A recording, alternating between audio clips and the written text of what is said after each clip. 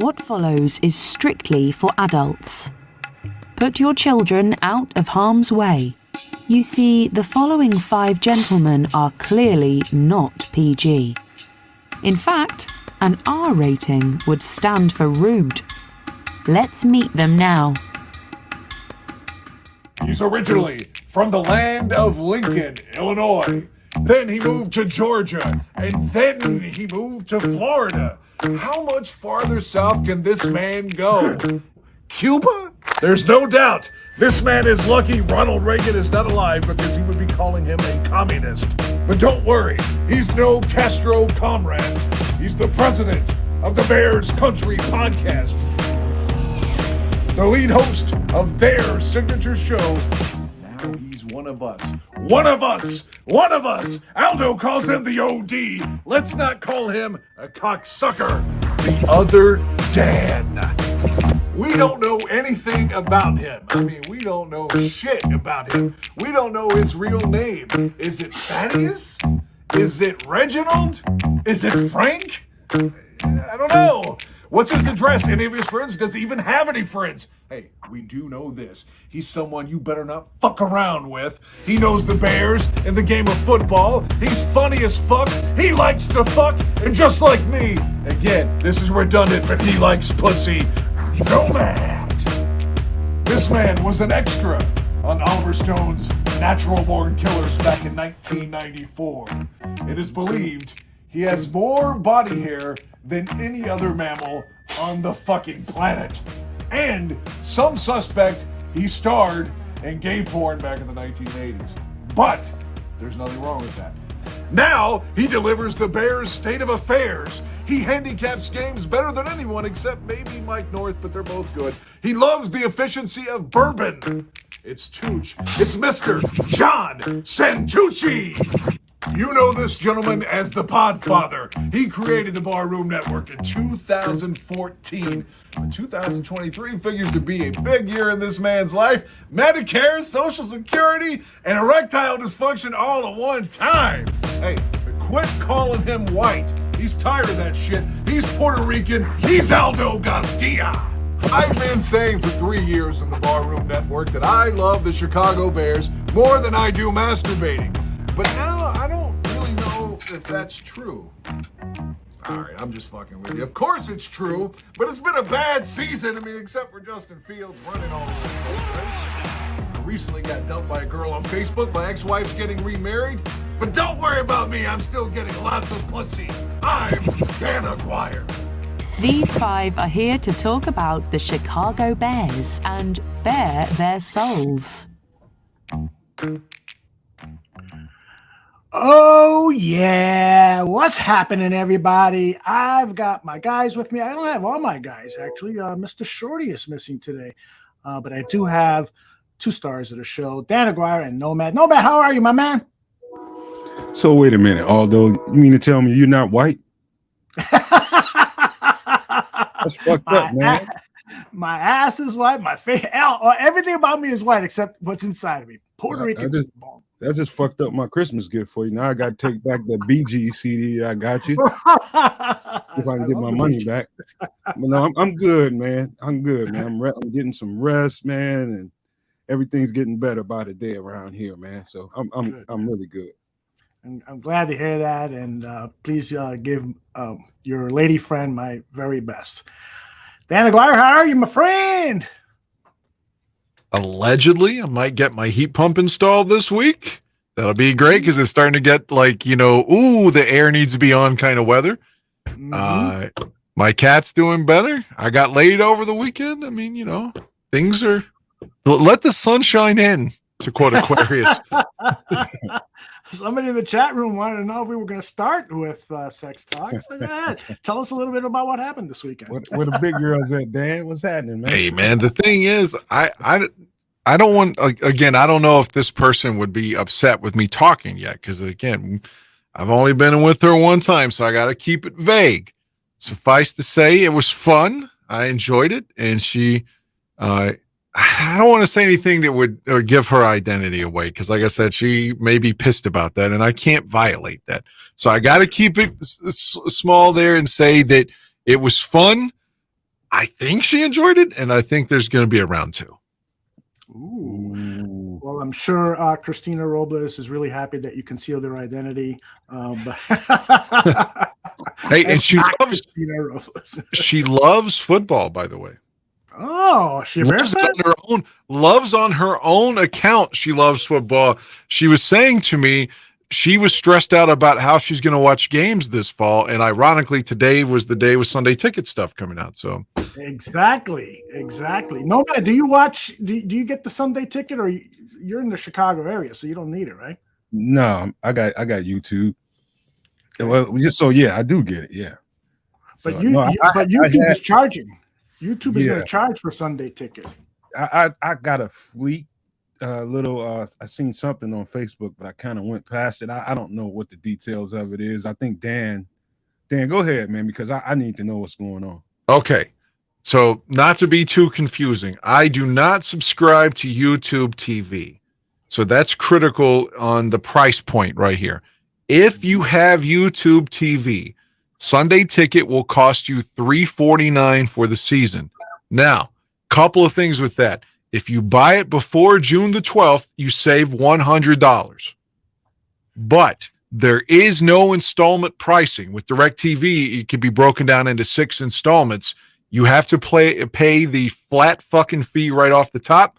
For me, I do not want to subscribe to YouTube TV, so it was going to cost me $449 for the season. But again, if you buy it before the 12th, you can save $100, the 12th of June. So I paid $349 today. I am subscribed. Another thing you should be aware of, like let's say the Bears play at 1 p.m. Central, or at 1 p.m. Eastern, 12 Central, and I work until 8 a.m. Before, I would just record the game on my TiVo and watch it whenever the hell I wanted to. But now, if I don't watch it live, I'll have to get Game Pass and watch it later off of Game Pass because there's no way to record it per se with YouTube TV the way there was with DirecTV. So I don't know how the game and shit's going to look and all these other features. Maybe they'll make it Sunday Ticket like hotter than it's ever been before, but no installment plan, no ability to record. That kind of sucks, but I mean, what am I going to do? I got to watch it. I got to have it, I'd rather. The last thing I'll tell you real quick. So I got the app on my TV, the YouTube TV app, and it kept saying a message about I needed to enter my zip code. So I did that on the website, like it told me to, and it still was giving me this message. So I was like, fuck this. Let me Google a number for their customer service, which they don't have apparently. But I call a number and I get this subject. I'll just keep it real. He happened to be foreign. I'm not hating on international people, but this guy tried to he tried to get one over on me. He's like, oh yeah, we can help you verify your location. So I start doing the steps. He's telling me he wants me to send a $500 gift card through the app store. So I was like, okay, I think you're trying to manipulate me now. So fuck you, and hung up. Wow. Yeah, he tried to. He was like, "Oh, we can help you verify your location. I see that as an issue on your TV, so this will help you get around that." And he says, "Yeah, go to your app store and do this and do this." And he wanted me to send a $500 gift card that he said would not take money from my account. I'm like, damn, they must just think I'm just Johnny come lately, man. I was like, there's no way I'm doing that. Like, YouTube would not do that. There's no way. And if you're gonna sell people channels and get them to cut the cord, you got to have customer service, man. What is this? This is 2023. So I was thinking for just 5 minutes, maybe I'll leave DirecTV. I'm not now. If they don't have somebody I can talk to if there's a problem, fuck that, man. I just hope there's no problem in the fall with the games, man. Rajneesh says, get a Fire Stick and an IPTV and call it a day. What the hell is an IPTV? I don't know, but I got Google's equivalent to Fire Stick, and that will enable me to record games still on DVD. I've already got that hooked up, like I said, and it's straight into my DVD recorder, so I can still record the games now. Again, that's with the equivalent of Fire Stick from Google's perspective, whatever they call it, Google Chromecast or something. Okay, yeah, I've heard of that. Nomad, don't you think that the NFL is making a big mistake here? If they're going to start charging for games, it's going to make it harder and harder for young people to watch the game and therefore to cultivate generations of fans. I think that this is a stupid move when you start, putting a price on so many things to access games. They're forgetting that, free stuff was what's made them billionaires. What do you think? Well, YouTube needs some money because that's probably going to be the name of our stadium, the new stadium. They need some money to be able to do that. It's really par for the course, man. Full disclosure, I don't really give a fuck about any of that, man. I'm a Bears content person's wet dream because I'm hyper focused on the Bears. I don't give a fuck about the rest of those games. I can catch them on replay. I don't care. It really doesn't matter to me. I'm not beholden to any of that shit. I get to watch the Bears games, and that's enough. I get to break down shit after that, and that's enough. But as far as the fan base goes, and the fan base of the NFL, it is pushing people further away from the product and further towards piracy. They'll find another way to get to it. That's all they'll do. Well, keep in mind, I agree with Nomad on I don't only want it for the Bears for the most part too, but based upon my location, if I don't have Sunday ticket, you better get ready to watch some Washington football team or whatever the fuck they're called nowadays. And how about some Carolina Panthers and Pittsburgh Steelers for you? So yeah, I've got to have it for the Bears. Yeah, I think that no matter where it's now headed, though, and I bet you this will happen within 10 years, is you're going to have to pay to watch a Bears game. It's not going to be free anymore. It's going to become like, prize fighting, where there's a big fight on, $79.99. Fuck, they're charging even more now for MMA fights. I saw one was for $99. And I can see the NFL headed that way. And I would hate to see that because, I grew up watching the Cubs for free every day during the day and the White Sox for free every night. And so that's how I became a baseball fan, a Chicago baseball fan. When I started watching football, I could only see the road games. The home games were all blacked out because they weren't selling out. The games had to be sold out 72 hours before kickoff. And were you listening on the radio when they were blacked out? Absolutely. Okay. I'll never forget like that one Bears Cowboys game where Tom Landry was alternating the quarterback. Staubach would go in for one play. And Craig Morton. Exactly. They gave them a Super Bowl. They gave them a Super Bowl because Staubach said after the game it was so ridiculous that I guess they lost to the Bears in 71. Right. And he just was like, look, it's an ultimatum. It's either me or Craig, one or the other. You have to make your decision right now because this is tearing us apart. And they chose Roger, and of course they won the Super Bowl that year. Mm-hmm. Well, St. Ami says there's too much. Go ahead, Matt. Real quick, listen, let me tell you something, man. I grew up around a bunch of pimps and shit, and they talk a lot of shit.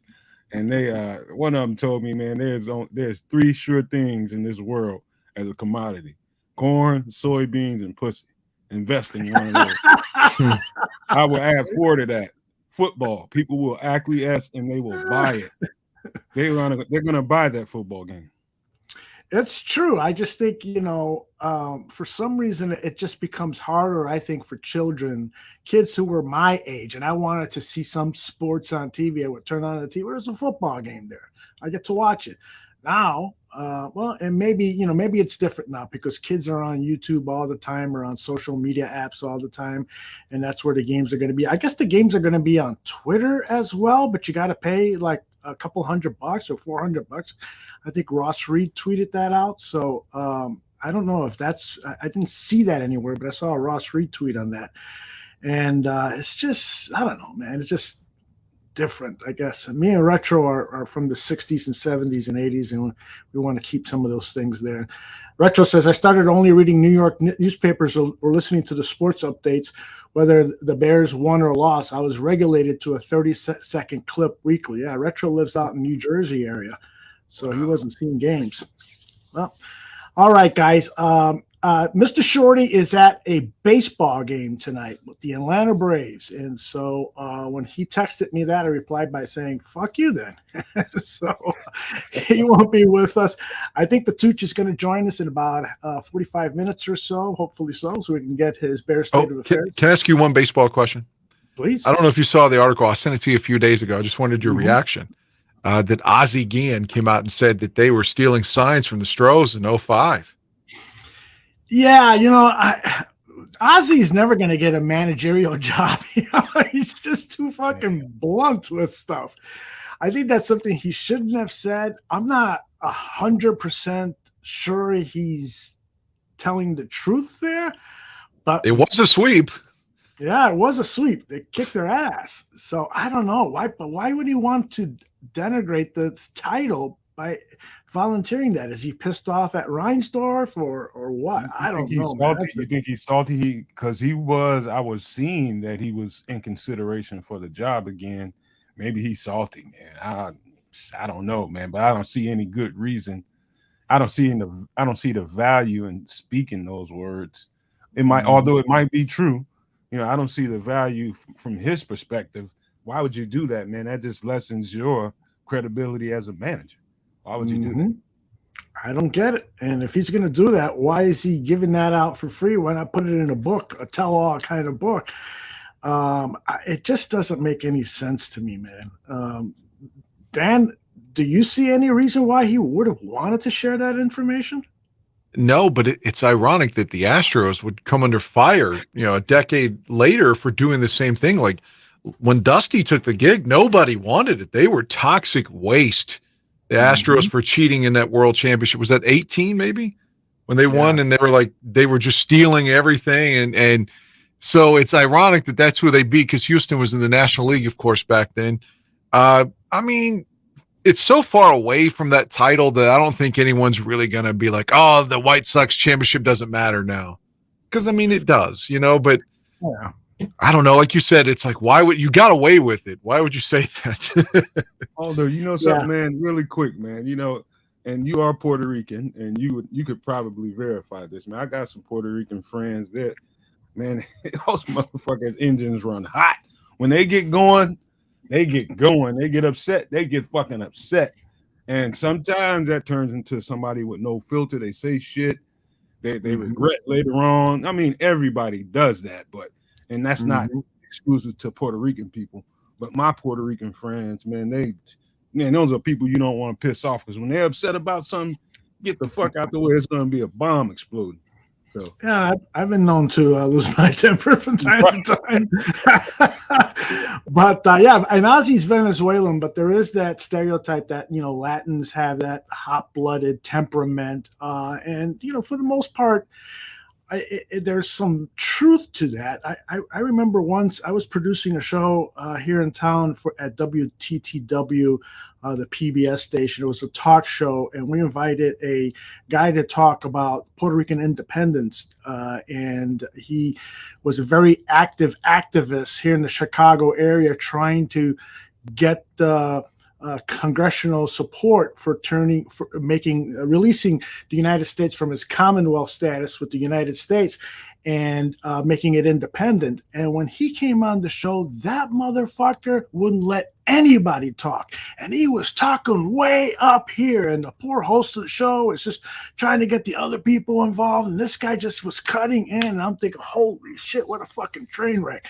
This guy was the epitome of that stereotype about Latins being hot-blooded. Yeah, man. Oh, man. Bracho's married to a Puerto Rican woman, and he has the scars to prove it. 25 years of wedding bliss. Hey, but you're eating those rice and beans every night, brother. That's what counts. I've been involved in that, man, dude. I tell you one thing I learned real quick. Young man with a Puerto Rican woman. Hey, motherfucker, tell the truth. That shit'll keep you with your dick attached to you and a clean throat. Man, I got threatened, and I'm serious, man. From that day on, I've been telling women the truth. I don't lie to women. I tell them the motherfucking truth, whether they deal with it or not. I give them the opportunity to make a decision based on the shit I did. I don't lie, and it was because of that Puerto Rican woman. That's hilarious. I learned from White Man Can't Jump that you can't give Puerto Rican women water if they ask for water. You heard that? The scene? Yeah, he's like, you asked me, you tell me you're thirsty. I think I should go get you water. She's like, no, I want you to empathize and say, I know what it's like to have dry mouth. That's true. I forgot about that. They're some of the most beautiful creatures God ever created. But boy, oh boy, you piss one of those motherfuckers off, all hell coming at you. Oh man, I was gonna say about that movie. Jesus, did she show her breast? Rosie Perez show her breast in that movie? Because I know that she did in the Spike Lee movie, Do the Right Thing. Gorgeous things. I didn't think she was nude in White Man Can't Jump. I thought she was when she was in the bed. No, and I'm sorry. Do the Right Thing is where she was nude. Yeah, White Man Can't Jump. I don't think she was. Is what I'm saying. Yeah, I get you. Stephen Me says Donald Trump saved Puerto Rico with all those free paper towels he gave them.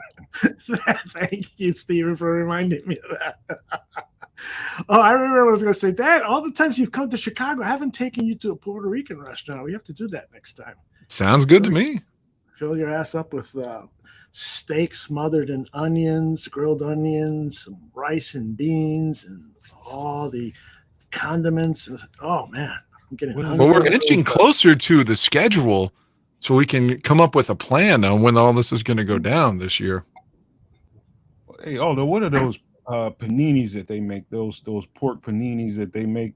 I forget the name of it, but those. Are you talking about alcapurrias? No. Empanadas? No, it's a sandwich. It's a Cuban. Oh, it's a Cuban sandwich. Yeah, that's what it's called. Every Puerto Rican restaurant I go to, they sell those.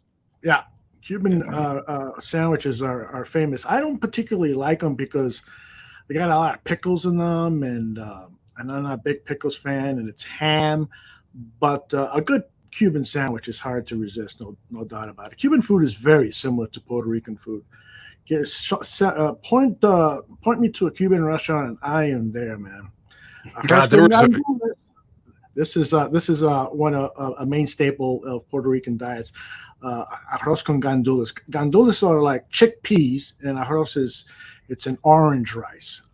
So, what were you gonna say, Dan? There was my friend that I told you he went viral there for a while. Is the progressive liberal Daniel Richards on the independent wrestling scene for cutting all these anti-Trump things.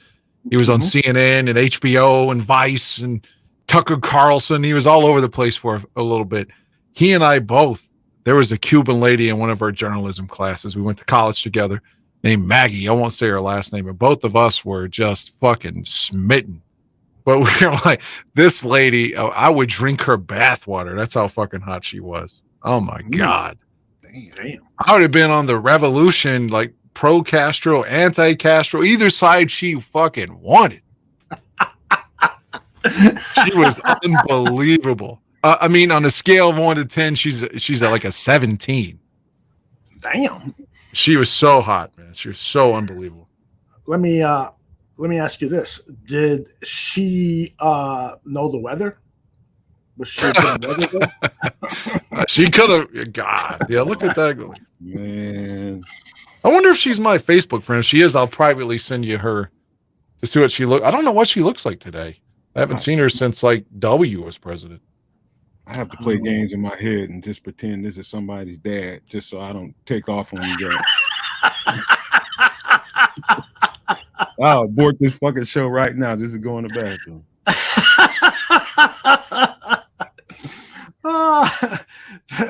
St. Anthony wants to know, what if she had dirty feet? Would you lick those, Dan Aguirre? Yeah, you would. You do it. Oh man, she aged well. Yes, I would. I'm gonna send you her current day photo. I'll send it in a private chat so both of you can see it. In like 2002 or 3, I mean, God, she was unbelievable. I mean, she's aged well, but like she was even better back in the day. Oh my God! Yeah, send me as many nude pictures as you got. I wish. One day, Dan sent me this picture of a woman's bush. So, my phone goes off, and I open it up, and my wife is near me, and all of a sudden, no! She goes, "Who's texting?" Nobody, honey. Hey, Man, adversary, man. who's this chick you sending me a picture of, man? That's the one I was just talking about, the Cuban lady that I went to college with that my friend and I were both in love with from afar. Neither one of us had the balls to actually hit on her. What's she looking like from the waist down, man? Oh, she's thin. Here's a picture of her. Boo. See how I chopped her head off there? Yeah. Is that all right? Yeah. I'm I mean, not she's a- I'm probably not a 40 chicken. now, but man, when she was like 22, god damn, she was Very- a very fucking beautiful. model, Jack. Yeah. Beautiful in that picture, I'll tell you that. All right, guys, let's turn our attention to the game of football. We are going to talk about the upcoming draft, and Nomad and I are going to stick around for a little OT to talk about some day 3 prospects that we like. I asked them to pick 4 sleepers, and I picked 4 sleepers, and we'll talk that in detail. But I wanted to, the whole process of developing a championship football team is something that I've been interested in since I was a kid. On Monday's episode with Greg Gabriel, we talked about some of the process things that they do at Hallis Hall to prepare for the draft, to make better decisions, and so forth. And I thought what would be fun for us tonight, for Nomad and Dan and myself, is to look back at the drafts that have created the 2 Super Bowl appearances for the Chicago Bears. And so I wanted to start with the drafts that led up to the 1985 Super Bowl team. And as I was putting together graphics for that, man, I was reminded of so many fucking cool things that happened in the building of that 1985 Super Bowl team. And I know Nomad and Dan weren't alive during that time, but I know particularly Dan knows that era very, very well. I was alive when the Bears won the Super Bowl. 1985 Super Bowl? Yeah, I was 5, but I was alive. Oh, okay. I thought, Jesus, you're older than I thought. I'm 42, man. You are 42. No matter how old are you, you want to volunteer now? Hey, I'm timeless. Let's just put it that way. I love it. I think you have to go back to 79 a little to start. Very well put. That's exactly where we will start, the 1979 draft. And so they start that draft. Now they had just, go ahead. Quick question. Am I correct when I say, because I briefly looked at this, isn't this the year that it was either 78 or 79 when they brought in Buddy Ryan? It was, I think, 76 is when Buddy Ryan. Is that right, Dan Aguirre? Do you remember? I was thinking it was he maybe coming with Neil Armstrong in 78. Because remember, after 77, they lose the playoff game to Dallas, and Jack Pardee breaks Walter's heart, and was just like, "Fucking, I'm bouncing, Jack. I'm going to Washington." Yes. That Walter was really upset at the time. So I think Buddy was a Viking import, if I remember correctly, with Neil Armstrong in 78. Mm-hmm. Well, and Nomad's point is a good one. You don't build championship teams just through the draft. You got to have great coaches, especially, when you have a guy like Buddy Ryan, who, let's not fucking quibble about this. They won from a coaching perspective. They won more because of Buddy Ryan than they did Mike Ditka. Does anyone want to disagree with that? I will disagree with that. Oh, okay. Wait a minute. Dude, I'm gonna tell you, straight up. Mike Ditka is a lot more insignificant than you think he is. I agree with you. The 1988 Coach of the Year, Mike Ditka. What did Buddy do when he was head coach? Oh, he didn't win one playoff game. He did play Ditka in a playoff game, though, and he lost. Just saying. I mean, there's a lot of context to that, too, now. Yeah. I mean, you can't just... They were better together than apart, but, I mean, Ditka was... You can't say that Ditka's coaching career wasn't more, successful than Buddy's. All I know is when I look back at that era, when I watch those games, I'm talking about I started watching stuff before Buddy Ryan was there. I started watching some of those old-ass games in that hard-ass looking field. And listen, until Buddy Ryan got there, you didn't really see a significant change. You started to see the change when Buddy Ryan became the defensive coordinator. I think he was there before Ditka. Yeah, Ditka came in 82, and as this famous story goes, the players saved Buddy's job with Alan Page and them writing the letter to Old Man Hallis saying, please keep him as our defensive coordinator, which is cool and all, I'm just saying, but the significant, I mean, Buddy was there during Neil Armstrong's tenure and he was getting fired after 81. And it's not like they was ultra successful. Like Aldo, you have to back me up on this one. I think, you have to say that the success came on Ditka's watch. I mean, by 83, they're 8-8. They're 10-6 in 84. Their first playoff game since 1963, for fuck's sake, in 84, and then 85, they win the Super Bowl. Then they're 14-2. Then, and then just so on and so on. Like, again, coach of the year, 88, Mike Ditka. There's no Buddy Ryan there. 12-4, Mike Ditka, without anybody on the team at that point, basically. They didn't make significant draft picks defensively, which is this team won because there was no significant. This offense was very run-of-the-mill, very average. This was a run-of-the-mill offense for that era. There was nothing special about it. That team won off defense, and they knew that was the way to win a Super Bowl was defense. The first significant draft pick I think they got from in the Buddy Ryan era, I think, is Dan Hampton. That's 100% true, but I also have to point out they were number one in offense in 85 as well. They were number one in the league in offense and defense in 85. Why was that, Dan? Wasn't it because the defense kept giving the offense half the field? Exactly. Well, you can say but statistically, if we do a deeper dive into the numbers are the numbers. No, see, there's nuance to numbers. You can manipulate the numbers to represent whatever fact you want. But the reality of the situation is this.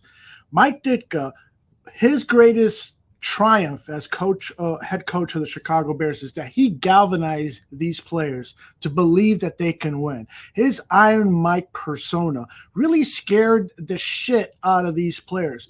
But Dan Aguirre, you did a whole special on this for the Barroom Network, that what happened after 85 and after Buddy Ryan left.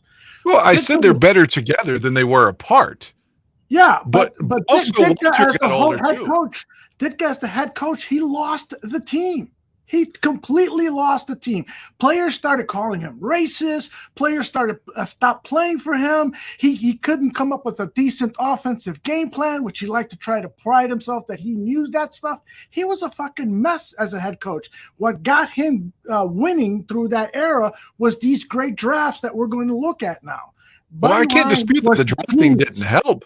Well, I'm just saying that when Buddy wasn't winning a playoff game elsewhere, Ditka was still in the playoffs without Buddy in 86, 87, 88, 90, and 91. At this point, I'd be willing to give head to Aaron Rodgers, as I told you, probably just to make the playoffs a couple of times, let alone the Super Bowl. So they were making the playoffs consistently. And as you'll see in the draft later on, it's with guys like Jim Morrissey. I mean, because Otis is gone and Wilbur's gone. I mean, they're still like doing good things with average teams. I mean, I'm not shitting on Buddy. Don't think that I'm shitting on Buddy Ryan here. I'm just saying, like, you gotta give Coach Ditka some credit here. I mean, like, he had 82, 80, and 83 is 8-8, so you can't call it losing. He had a losing season in 82 and 89 and 92. That's it. I mean, the Ditka was winning, man. You can't shit on Mike Ditka. I can't let that go. Even if everybody calls me an asshole, I told you so many times I don't like to argue, but I will I will die on this hill for Mike Ditka.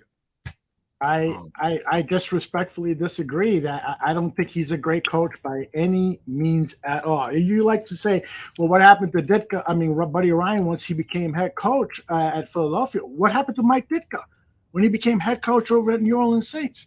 I mean, the guy was a buffoon, traded his entire draft for one player. That's the stuff of idiocy. What he thought, he saw Ricky Williams as his Walter Payton. Yeah, you don't give away your whole fucking draft. That's like, wearing a sign on your back saying, kick me. Let's just say, I'll switch it around then. Let's say, and Ditka, of course, is in Dallas in 75. But let's say, for example, he was like, this kid from Jackson State is the guy. I'm going to trade my whole draft to get Walter. Would you have said, oh, that's a terrible move? I would probably say yes at the time. Absolutely. What year was he drafted in, Dan Aguirre? Who, Ricky or Walter? Walter Payton. 75. 1945 draft. Let me see That's who else. that's a ridiculous move. I don't give a shit what era you do it in. To trade your whole draft, okay. So the next running back taken was some guy named Don Hardman. He ain't gonna get me hard. Anthony Davis went to the Jets. He was great at USC, but didn't have great of a pro career. There were no running backs in that draft, so maybe you're right, Dan Aguirre. I'm scrolling. I'm to the 10th running back, and these are guys I don't fucking name. Woody Thompson. Who the fuck is Woody Thompson? Alan Carter? I think he was around the horn. I'm kidding. That's what he picked. Stan Fritz? Thompson, man. I think if Ricky Williams didn't have the mental fragility that it turned out he had with needing to smoke weed and all these other things, I shouldn't say wanting to, and not being, Ricky always told you later on that he had social anxieties. Had he been more headstrong, such as Walter, that may not have been a bad pick. And Ricky's talent, I was immense. I don't know if it was a bad situation, a bad trade so much if Ricky would have had his head on straight and they had a Jim McMahon there and not Billy Joe Tolliver or Billy Joe Hobart. He didn't have a quarterback in New Orleans. But if Ricky Williams playing up to his potential, like he did really well in Miami too. Don't forget that. He's still had a very solid career. He was that good. He was that good. He had that much talent. Now to just give up a whole draft, I think that's ludicrous, man. But however, back to Ditka really quick, man. I'm gonna tell you what I really think of him. I think he was a figurehead. He was there to fit a Bears image, the tough guy. That bravado, that guy with the bravado. He was a figurehead. He was the face of the franchise, although Walter was the face of the franchise. But he was the person that they was going to give him that image and that, I guess, what the Bears brass thought of the team and the organization. We want to be a tough, physical team, and he fit that image. I don't think Ditka had shit as far as coaching IQ. I don't think he had shit. I think he put people around him, and they put people around him to make him look better than he was. And I am taking some away from Ditka. He was a bullshit coach. Fuck him. I don't like him now. As I was saying, he was the 1988 NFL Coach of the Year. And if you look at the disparity between the 87 and 88 Bears that the players lost, there's a lot of context there inside the numbers that would say there's a reason Ditka was voted that. Mm-hmm. Well, again, and I don't want to make it seem like I hate Ditka. I just feel like his coaching intellect. I agree with Nomad. He just wasn't good. What he was good at is firing up a team, getting a team to believe in themselves, putting a chip on their block. And that's what that team needed, because it was a completely undisciplined team. When he went into the locker room and he took all of Ricky Watts, he was a wide receiver, took all of his fucking equipment and threw it out and said, get the fuck out of here. If you're not going to play hard, you're not going to play for me. And when he first got the job, we're going to go to the Super Bowl. Now, most of you guys won't be here when we do. So a lot of football players really respond to that. But after a while, they get fucking tired of it. I'm a fucking man. Stop talking to me that way. And he continued that. And, prior to being head coach of the Chicago Bears, he was the special teams coach for the Dallas Cowboys. And Tom Landry had to corral that guy. He said, you're getting too fucking excited. I know special teams is more rah-rah and get into it and stuff, but he became a nuisance in the sideline, and Landry had to temper him down. And then when he was with the Chicago Bears, after Jim Finks left, it was Jerry Venisi, who became the general manager of the Chicago Bears, who had to play the mediator between management and Ditka, because Ditka was pissing off the McCaskey family so much that they told Venisi, we want you to fire him. Venisi would say, I'll work on it. And he kept Ditka employed. To me, those are strikes against Ditka. If you're going to be a leader, you have to be a 360-degree leader. You have to lead with management. You have to lead with players. You have to lead with your coaching staff. You have to lead in so many facets. And Ditka could only lead in one or two. And he was also very lucky. He was also very he was Trump-like in how he commoditized his name. I mean, Ditka Steaks, Ditka Restaurants, and so forth. And that added to his fame. But as a head coach, give me Bill Walsh every fucking time. Give me Buddy Ryan. These guys are innovators. Okay, let me jump in.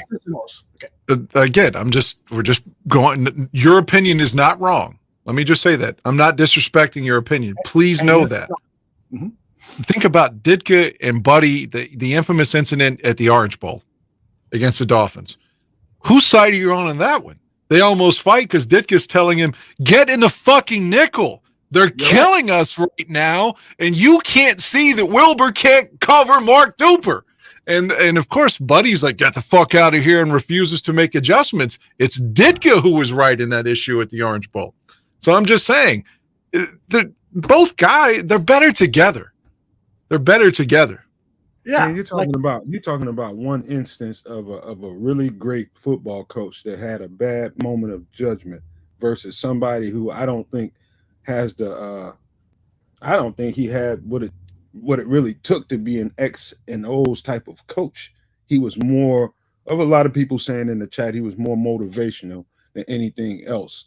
I just listen to the former players, and majority of the former players who communicate about Ditka, they ain't feeling that motherfucker. I'm Jim just McMahon. McMahon said he would love to have played with him. You're right, but he didn't want him calling the plays, and it's right. You know, he had an antiquated, Ditka never came up with anything innovative, and I think that coaches have to do that, and I hope Eberflus does too. This cover two hits principle and stuff, a lot of it is old, borrowed stuff, but he can refine it, make it better. And as we talk about, the draft and the rest of the show later, and in future episodes, a lot of that is going to come into play with which players are drafted. How is Eberflus going to use them on the defense and offense? He's got to use these players in unique, innovative ways in order to really make that transformational change into a Super Bowl team. All right. So why don't we get started? I was going to just say one more thing. Again, I've already mentioned a few times.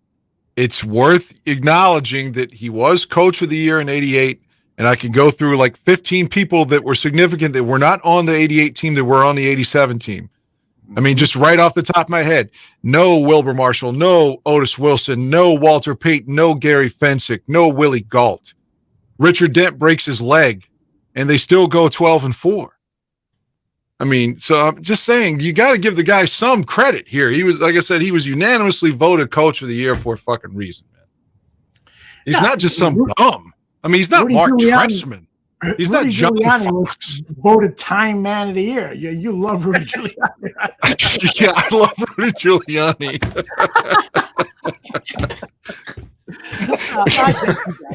I get you, and I really appreciate the passion that you have for Ditka. I think they both are better together. They're better together. Period. Yeah, and Ditka was so fucking much fun. So much fun for this town. That era, 84, 85, 86, 87, 88, those were fucking fun years, and Ditka was a big part of it. He was part of the act. But he wasn't, in my opinion, my very humble opinion, he wasn't a big part of the X's and O's and winning.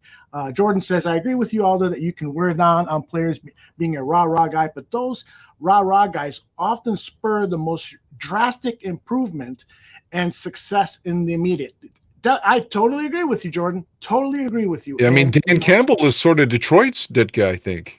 Exactly. But that shit does wear off. And so what you are left with is you've constantly got to reinvent things. Phil Eltoshan and I got into a big argument because he says, football never changes. I go, what are you talking about? This fucking game changes all the time. Running, tackling, passing, those things stay the same. And even that changes a little bit because he really said that? He really fucking said that. He really fucking said that. I'm like, you're fucking nuts, dude. I started making fun of him and his father. You're your father. He's still living the same era of football. The game has changed dramatically over the years, and it's changing right now. We are seeing, watch what's going to happen in the next few years. I am forecasting this. Running backs are coming back in a big way. Big way, because you're playing against all these defensive shell positions. They're giving up 10 yards because they don't want pass receivers to get behind them. So you're going to give the ball to running backs, and they're going to pick up 7, 8, 9, 10, 15 yards. Those defenses are going to have to start coming back. That every couple of years, there's shifts in strategy and stuff. And hopefully we've got a coaching staff that's going to foresee what's on the horizon from a strategic standpoint and address it not only with the players, but also the coaching styles. Yeah, to your point. I'm sorry, no, man. Go ahead. I'll just got a really quick point about coaching and how things change. Yeah, there's always going to be those rah-rah guys because football is a rah-rah sport. And I have a personal issue with the proximity. I've never been able to handle well a coach just all the way in my fucking face, screaming and yelling and spitting. I've never been able to handle that. It triggers me. It triggers a whole bunch of people that I know from the environment that I grew up in. This is something I've had to sit down in coaches' offices and have this conversation, man. Hey, man, you can say, I'm self-motivated. I don't need to be motivated. I came onto this field ready to play, but I don't need you in my face because I made a mistake and spitting and yelling in my fucking face. And he was that kind of guy, and I can see why he probably rubbed a lot of people the wrong way. Bobby Nice, that kind of guy. I can see why he rubbed a lot of people the wrong way. So, and conversely, though, the Dallas Cowboys, if you listen to Michael Irvin or Troy Aikman or Emmitt Smith, they all credit Jimmy Johnson for being that kind of guy. And despite the fact that Switzer won a Super Bowl there, he was much more laid back, and they said that created apathy within the team. And that they needed Jimmy's fiery disposition to get over the top. I love Danny Obramowitz as their special teams coordinator, by the way. No question about it. A lot of guys do need that kind of person that really, a lot of people will benefit from that. I don't think all coaches know who exactly are those guys all the time. They'll just take that course with everybody, and it doesn't sit well. And so the really good coaches will understand who needs that kind of motivation and who doesn't. You can't walk up to a Walter Payton or a Mike Singletary and go chew him out right in the middle of a game with with cameras going. He didn't have that kind of sense. He did that kind of shit. Just walk right up to a guy. I'm not saying in particularly Singletary or Payton, but he did that kind of shit. He did to Harbaugh. Sense not to do that. Yeah, he did to Jim Harbaugh in '92. But after the game, he said that I told Jim to not change the claw, and he thinks he knows more than I do, evidently. But Harbaugh's audible was correct. Neil Anderson didn't hear it, and it led to Todd Scott's interception. And the 20-0 lead at the Metrodome ended up being a 21-20 loss in the fourth quarter, which was terrible. I don't know. A lot of people in the chat room are saying that they respond to that. Look at what Jordan is saying, that as a player, he loved when a coach would get up into his face and is spitting and yelling and that, and then he wants to see the coach do the same thing. Yeah, I mean, it just makes me wonder, are you into domination? You need that shit, man. Although seriously, some guys really need that kind of. It's almost like you didn't have a solid father figure in your life growing up. And here comes that father figure getting on your ass and pushing you to levels that you didn't know you had in you. I was already pushing. I was pushing myself harder than anybody could push me. And so, and the way I grew up, people get in your face, it triggers you, and you're ready to fight. Hey man, get the fuck out my face. Say whatever you want to say to me. Get the fuck out my face with that spitting. The worst thing about coaches in my playing era was they all wore those tight little bike shorts. They were, the company bike and the nut huggers, the really, really, really short coach shorts. God, those were fucking awful. That's so true. Everybody wore those too. Everybody. That's a really good discussion. We could go on another hour on that whole thing about coaching styles and so forth. And I do think that, like I said earlier, Ditka came at the right time. This team needed that kind of harsh whipping. But I think a really great coach would have then figured, all right, these guys, now that I've been with them for a few years, they don't need that anymore. Dan, didn't you read the Otis Wilson book? Yeah, of course. Yeah. And do you recall the confrontation? I do. And first off, the Spare Bears thing was a huge thing to hurt Ditka. And yeah, and Otis thought that his opposition to him was racially motivated. And of course, I can't say that Otis Wilson's wrong. But I mean, I don't know how many other people were accusing him of being a racist, but even if it was just Otis, that's awful. But yeah, I do remember Otis. But again, I love Otis Wilson. I fucking love him. His son was great in my state and played at West Virginia and played high school ball here at Quincy. I love Otis Wilson, but he also said in the book that like Singletary wasn't worth the fuck without he or Wilbur Marshall. So basically said that Singletary was overrated, and again, Singletary won some Defensive Players of the Years and is in the Hall of Fame. So, I mean, I'm not saying Otis's opinion doesn't matter. I'm just saying, but he's very strong opinionated. Yeah, definitely. And I can't say, just real quick for those who don't know the story, Otis, correct me if I'm wrong, Dan, Otis was upset that he was injured and then lost his job to Ron Rivera, despite the fact that there was a rule in the team that you do not lose your job due to injury. So when he was ready to play, Ditka told him Ron Rivera is staying in at the outside linebacker position. He went off on him, had to be held back. And as he's being pushed out of the room, he says, I'm going to let everybody know what they don't know, that you're a fucking racist. But he really went off on him. And I'm not saying Ditka is a racist, but clearly one player alleged that he did.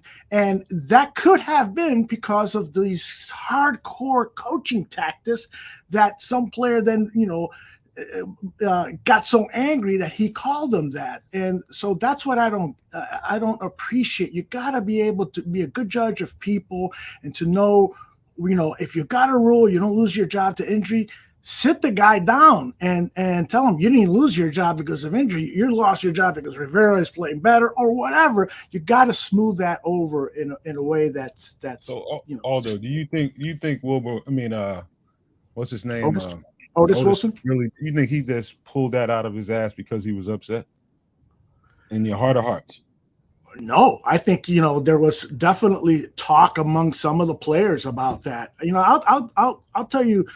I did some events with some members of the Chicago Bears from that era. Talk to Dennis McKinnon. He'll tell you some of the same stuff about Mike Ditka. And, he and Dave Durst, and I spent a week with them down in Disney World. And those guys told me some stuff about the team and stuff. They weren't, they weren't being disrespectful. They were just, it is. Donnell Wolford a few years later. So I don't know. I don't like to, take this discussion to making it about Ditka's racism or not, because we don't know. I didn't witness that, but I can tell you that some players have publicly and privately alluded to it. So, all right. Johnny Santucci is standing nearby. Guys, let's delve into this draft, and then when John pops in here, he can join in on the discussion when he's ready to go. So let's go back to the 1979 class. I agree with Dan Aguirre totally. When I studied the draft, it's got to start with the 1979 draft, because who's the number one overall pick? It's Dan Hampton, who ends up being a Hall of Famer. And if Otis Wilson was going to say Mike Singletary wasn't that great of a linebacker, I think he should give the credit to Dan Hampton, not so much to himself and Wilbur Marshall. I mean, this guy Hampton played up and down the line. You name a position, 3 tech, nose tackle, left end, right end. He played it all, and he played it all at a very fucking high level. You got a good Dan Hampton story that you want to share with us, Dan Aguirre? Yeah, Dan Hampton in his last season, just how a fucking man. I mean, he had no cartilage left in his knees, and still played another year despite basically doctors telling him like, you shouldn't do this. This is going to have long term, ailments are going to create on you as an old man, and he still did it. And I think he signed a waiver, if I remember, that he wasn't going to sue anybody just to play that last season. Tom Waddle always says he was the toughest man he ever met and the best player that he ever played with. But Waddle, again, wasn't there when Walter was there, for example. But the man's revered. Like you say, he could have been a Hall of Fame defensive tackle or a Hall of Fame defensive end. He played both, made the Pro Bowl at both. He's just fucking phenomenal. I mean, and he's the centerpiece in a lot of ways of that defense, especially the symbol up front of toughness. And you combine him with Steve McMichael, and then you were going to see Richard Dent coming in pretty soon. I mean, and Hardenstein. We can't shit on Mike Hardenstein, who was drafted with Walter in 75, and then Perry. So yeah, the pieces are coming, man. But it starts right here with 99. Totally agree with you. And then that brilliant move to trade Wally Chambers. Wally Chambers, who was, I think, a 3-time Pro Bowler with the Chicago Bears throughout the 1970s. He was entering his 6th or 7th season. For some reason, the Bucs traded number 1 draft pick for Chambers. He was clearly in the decline of his career. He only lasted another year, maybe 2 years with the Bucs. That was a huge steal. Al Harris, outstanding defensive lineman. Unfortunately, he wasn't on the 85 Bears because he had a contract held out and missed out on the biggest fucking season in pro football history. Yeah, and Todd Bell too. Good draft. Yep, and that Ricky Watts is the guy I mentioned earlier that Ditka cleared out his locker room. Says, "I don't give a shit if you're a 2nd round pick. You're not hustling. You're not playing for me." And so, but again, it starts at the top when you fucking coming off a 10-6 record, as you can see the record on the lower right. You're coming off a 10-6 record, and you're drafting 2 high quality defensive linemen, and one of them in the Hall of Fame. That's a good fucking draft. That's a good way. I hate to contradict you, I just 10-6 was their record in 79. After the 79 draft. You're absolutely right. My bad. I apologize. I didn't want to contradict you. I forget their 78. They made the playoffs in 78 and 79. 78, they were a disappointment. Correcto. And please, anytime I make a mistake, correct me. And anytime. I don't want you to think I'm being a dick or anything. I think you know me well enough now that I'm not. But just please don't think I'm being disrespectful. Who are you again? We go to 1980, and this is the Otis Wilson draft. Oh man, Matt Suey. So you got 2 Super Bowl guys, 2 integral parts of the Super Bowl right there with, again, your first 2 picks. And Matt, you got to give Matt some love because at the time Walter had Roland Harper, and that was his guy. And not only did Matt become Walter's guy, like he was Walter's guy throughout the end of his life, helping him with his family. And I mean, just those 2 guys had a bond the way it was depicted with Sayers and what's his name? Piccolo, Brian Piccolo. Like that's the kind of relationship Walter and Otis or Matt Suey had as well, Indeed. I mean, there should be a movie about that, and I know Hollywood producers, that's been done before with those 2 other Bears. No, this one has its own special elements to it. It's definitely an incredible story, that bond that Suey and Peyton had. And again, we've got the 2 Super Bowl guys. The rest of these guys, really weren't a big part. Yeah, who the fuck's Paul Tabor? I don't know. I think he was a cornerback, a skill position player, maybe a wide receiver. Anybody in the chat remember Paul Tabor? Some of you old bloods out there. But anyway, so the Bears though regress and fall to 7-9. Who's coaching this year? Do you know? That's still Neil Armstrong. He's going to be there through 81. Okay, so this he's got one more year to go with Neil. The 1981 draft then is another significant draft. Yeah, another Hall of Look Famer at that. Here. You got Big Keith Van Horn. The right tackle, of course, he doesn't really come into his own until like 83. And then obviously you got Mike Singletary. And don't sleep on Kenny Marjoram. Marjoram was a solid wide receiver for the Bears as well. And for some reason they cut him midway through 86, which is so – I always thought was so what the fuck are you doing? Especially when Dennis McKinnon's out for the year. Yep. So they opposite Willie in the playoff game in 86 is Keith Ortego. What are you doing? And then Todd Bell was such a great safety that no one knows. And then you've got the of course, a man who wound up coaching the Titans in the Super Bowl, Jeff Fisher. Right. Todd Bell was – yeah, go ahead. just real quick, and this is just for the record. This is all Dan Aguirre and Aldo. All I can do in this segment is hold my nuts because they got this locked down. I don't really know shit, but I know the significant moves happened when Buddy got there, and the significant moves happened on defense. Yes, I mean the talent that they're drafting on defense, Nomad, when we get to talk about the upcoming draft, we're going to refer to this draft in many ways because, again, this is a blueprint for Ryan Poles. Well, how he developed this team, how the Jim Finks was still drafting for the team back then. The way he developed this team was from the trenches on out. Offensive and defensive line, and great ball seekers like Mike Singletary on defense. And by the way, Ken Marjoram, Dan Aguirre, I remember watching him play at Stanford and making these Lynn Swan acrobatic catches. And when the Bears drafted him, I thought to myself, holy shit, we're entering a new era in Chicago Bears football. We're going to be throwing the ball. We're going to be having some fun. We're going to have. Unfortunately, his career was a bit of a disappointment. He suffered a lot of injuries. I agree with you. He should not have been cut in favor of Ortego, but I do think it had to do with more of a health reason why. And you're talking defense during that time, and I agree. Marjoram had a great catch in McMahon's first start, and had a great catch in the Super Bowl for that matter. But Walter said, and again, I think Walter's anything Walter says comes with a lot of reverence. Mm-hmm. He said what maybe put them over to get them to where they ended up being in New Orleans is coming with the next draft in your first pick in 82. Yep. Look at that point Hugh Evans just made. How about that? Leslie Frazier and Jerry Hilgenberg went undrafted. And we're talking about 12 rounds back there, fellas. There were 12 rounds, and they went undrafted. And they're signed by Finks, and these guys go on to be major, major players for the 85 team. And then Steve McMichael, who was drafted in 1980 by the New England.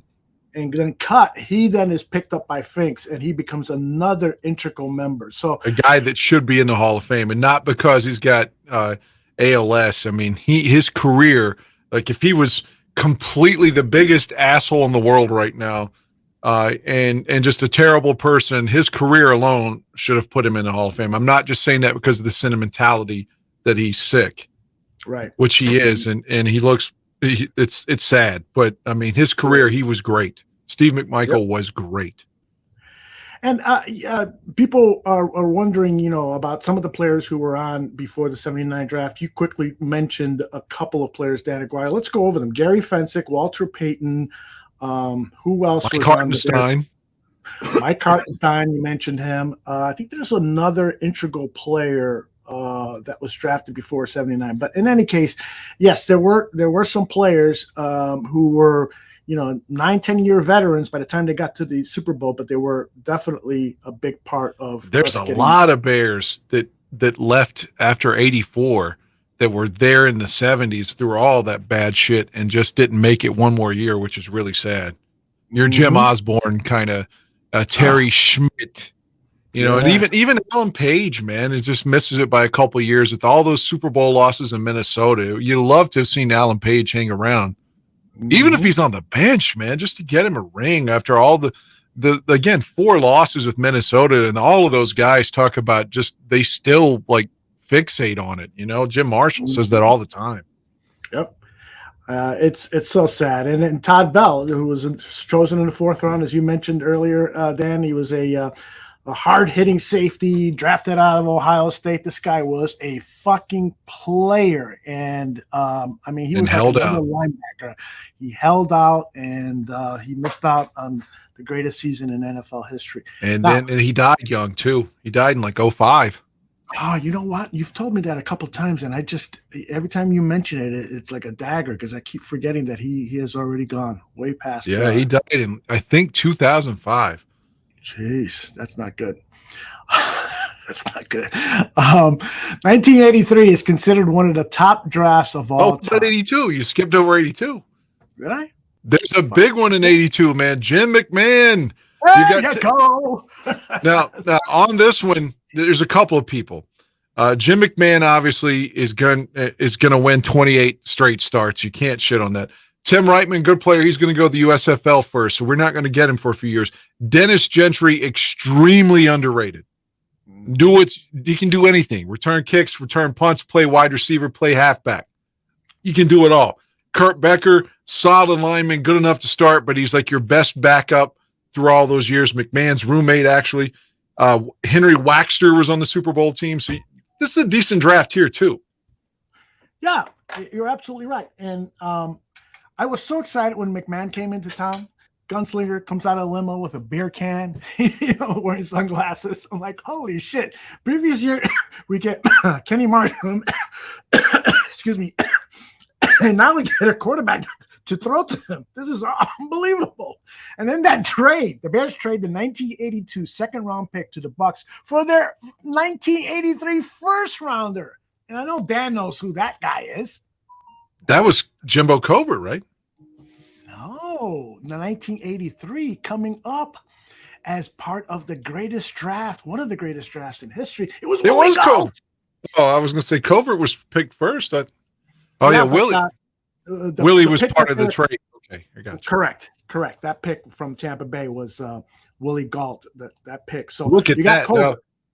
Look at that. You got Covert. You got Willie, who should have never been traded, although they got 2 first rounders for him later. Mike Richardson, who's had a terrible second half of his life in prison and stuff, but solid player, not great, but solid. Dave Duerson, fucking phenomenal, underrated, I think. And I'm not just saying that because of the ending of his life. Tom Thayer, great on the radio, very, very good football player. Richard Dent, fucking phenomenal, and he's an 8th round pick. Richard Dent is good enough to be a first round pick. The man's getting you 10 sacks a year every fucking year. And again, Robert Quinn broke his record, which was 18. Mark Bortz hung around forever. Mark Bortz was with the Bears until like 95. Mm-hmm. Solid pick. Who's the GM now? This is Jim Fink's next to last draft, because he did the 84 draft, but he had already told management he was leaving because he was upset that Papa Bear Hallis, hired Mike Ditka as the head coach and didn't consult with him. He's like, this is my fucking job. It's my job to build a team, and that includes the coach. And Hallis says, I want Ditka. And Fink says, I'll stick around one more year, and I'm out of here. But this was Fink's, yes. You done him good on the way out the door, I'll tell you that. How about that, right? And the other thing, Dan, is Tom Thayer signed with the USFL 3 days before the draft, the NFL draft. The Bears and Jim Finks did not know that, and they got pie in their face because of that. So I don't know, who did you mention before that was the player that signed with the USFL? I think it was Tom Thayer, not it was Reitman, the tight end from the 82 draft. Reitman did go to the USFL. That is true. But Tom, he came in with the Bears, I think, in 85. I think he played 85 and 6 with the Bears, but he was in the USFL 82, 3 and 4, I believe. Mm-hmm. Mm-hmm. Hey, I got a trivia question for you, and I don't want to interrupt your Tom Thayer. Well, I'll just go ahead and tell you the answer. Pat Dunsmore, if I recall correctly, caught a touchdown from Walter in the Washington playoff game. That's right. Pat Dunsmore. Shout out to Pat fucking Dunsmore. Like, hello, 4th string tight ender. But, caught a touchdown from Walter. How do you remember fuck witchcraft does Dan Aguirre use to just know this shit? He just pulled this shit right out of his ass. That motherfucker knows some kind of witchery. Hey, man, that's the way I feel when you're talking about the college players and shit. Like, when you're talking about the draft, I'm like, I'm just going to be quiet and listen to Nomad talk. I don't know shit about what's going on there. So I got to give it to you, man. Yeah, I don't know anybody that knows history, Bears history like you. I do not know anybody. I'm just obsessed. That's all. All right. So now we're started 1984 season, and we're starting to get this feeling. Holy shit, man! And we got the baddest motherfucker on the planet in the first pick in '84. Who it's like, man, how did he fall? Oh my god! What do you remember? What overall pick he was in? The was first he round? 11th? Maybe. I want to say it was, because you're absolutely right. This guy should have been a top 3 pick. He was Lawrence Taylor. and probably would have been as good as Lawrence Taylor if he had been on a different defense. Not to say that the Bears defense was bad for him. Yeah. It was really good. And 88, by the time he leaves the Bears, he signs that contract with Washington. He's the highest paid player in the history of the league on defense at the time he signs the deal. Mm-hmm. Yep. And that's a guy you cannot let go. Again, the thing that's worth mentioning here is that Mike Singletary had a favored nations clause in his contract that essentially said, I have to be the highest paid player on defense. You can't blame Mike for getting that. I mean, any of us would take it if they're going to offer it to us. But consequently, the Bears are like, well, if we pay Wilbur what Wilbur's commanding on the market, we got to give Mike a fucking raise too. So that's very instrumental to Wilbur not being with us after 87, which again, fuck it, man. You're the Chicago Bears. Pay your guys. This is your draft pick.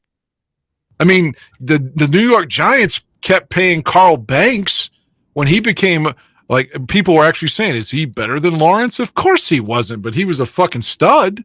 And then they had Pepper Johnson, and they kept their guys together, and we let our guys walk. Hey, real quick, you know what I think in just watching those games, there's something that really stood out to me on defense.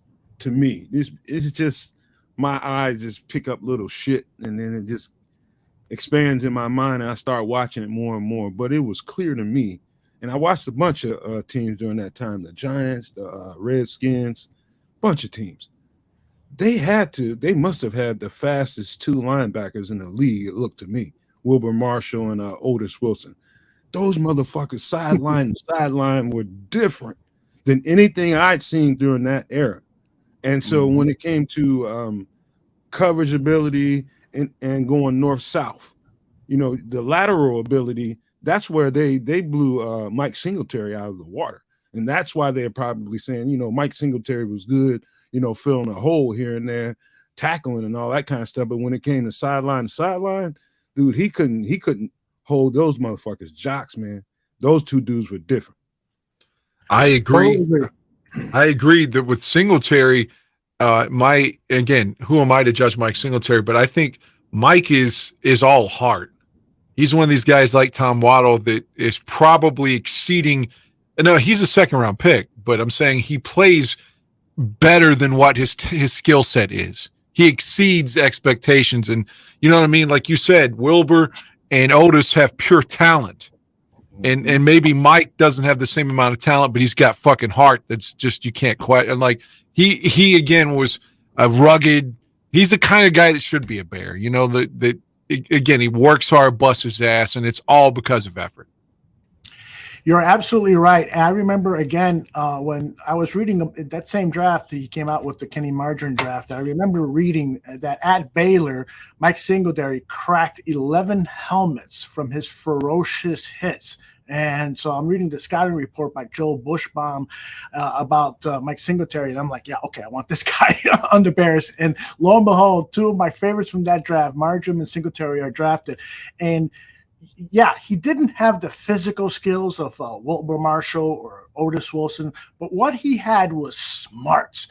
Mike Singletary, as soon as practice was home, he had a 16-millimeter projector, and all night long he was studying football. He was studying the upcoming team for that week. He was studying his own defense. He was the signal caller. He was the quarterback of that 85 Bears defense. He knew where everybody should be. He knew what the offense was going to do before even the offense knew what they were going to do. His smarts, and that's why Buddy Ryan and him loved each other, because Buddy loved the way he understood what he was teaching and applying it. And so that's what made him special. And again, when it comes to this upcoming draft, I hope we find a Mike Singletary. And don't forget, in the championship game, Eric Dickerson had 240 plus yards against Dallas the week before.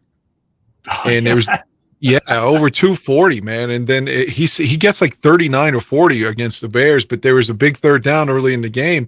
It's Singletary versus Dickerson in the hole, man. And Mike fucking slams him down. And that kind of stuff set the tone for that game. They're 24-0. Two more quick things that I think should be said about this draft. First off, I think Sean Gale killed a motherfucker a few years ago. It may have been by accident. he was suspected, if I remember the story correctly, he was suspected of Somebody murdering else. Oh, you said that. I was going to say somebody else said that. It was like, what a coincidence. But then, Laz says that it was his ex-girlfriend that was found guilty of that crime. And that, as I remember it, Laz, I think you're 100% correct. The jealous girlfriend murders Sean's current girlfriend.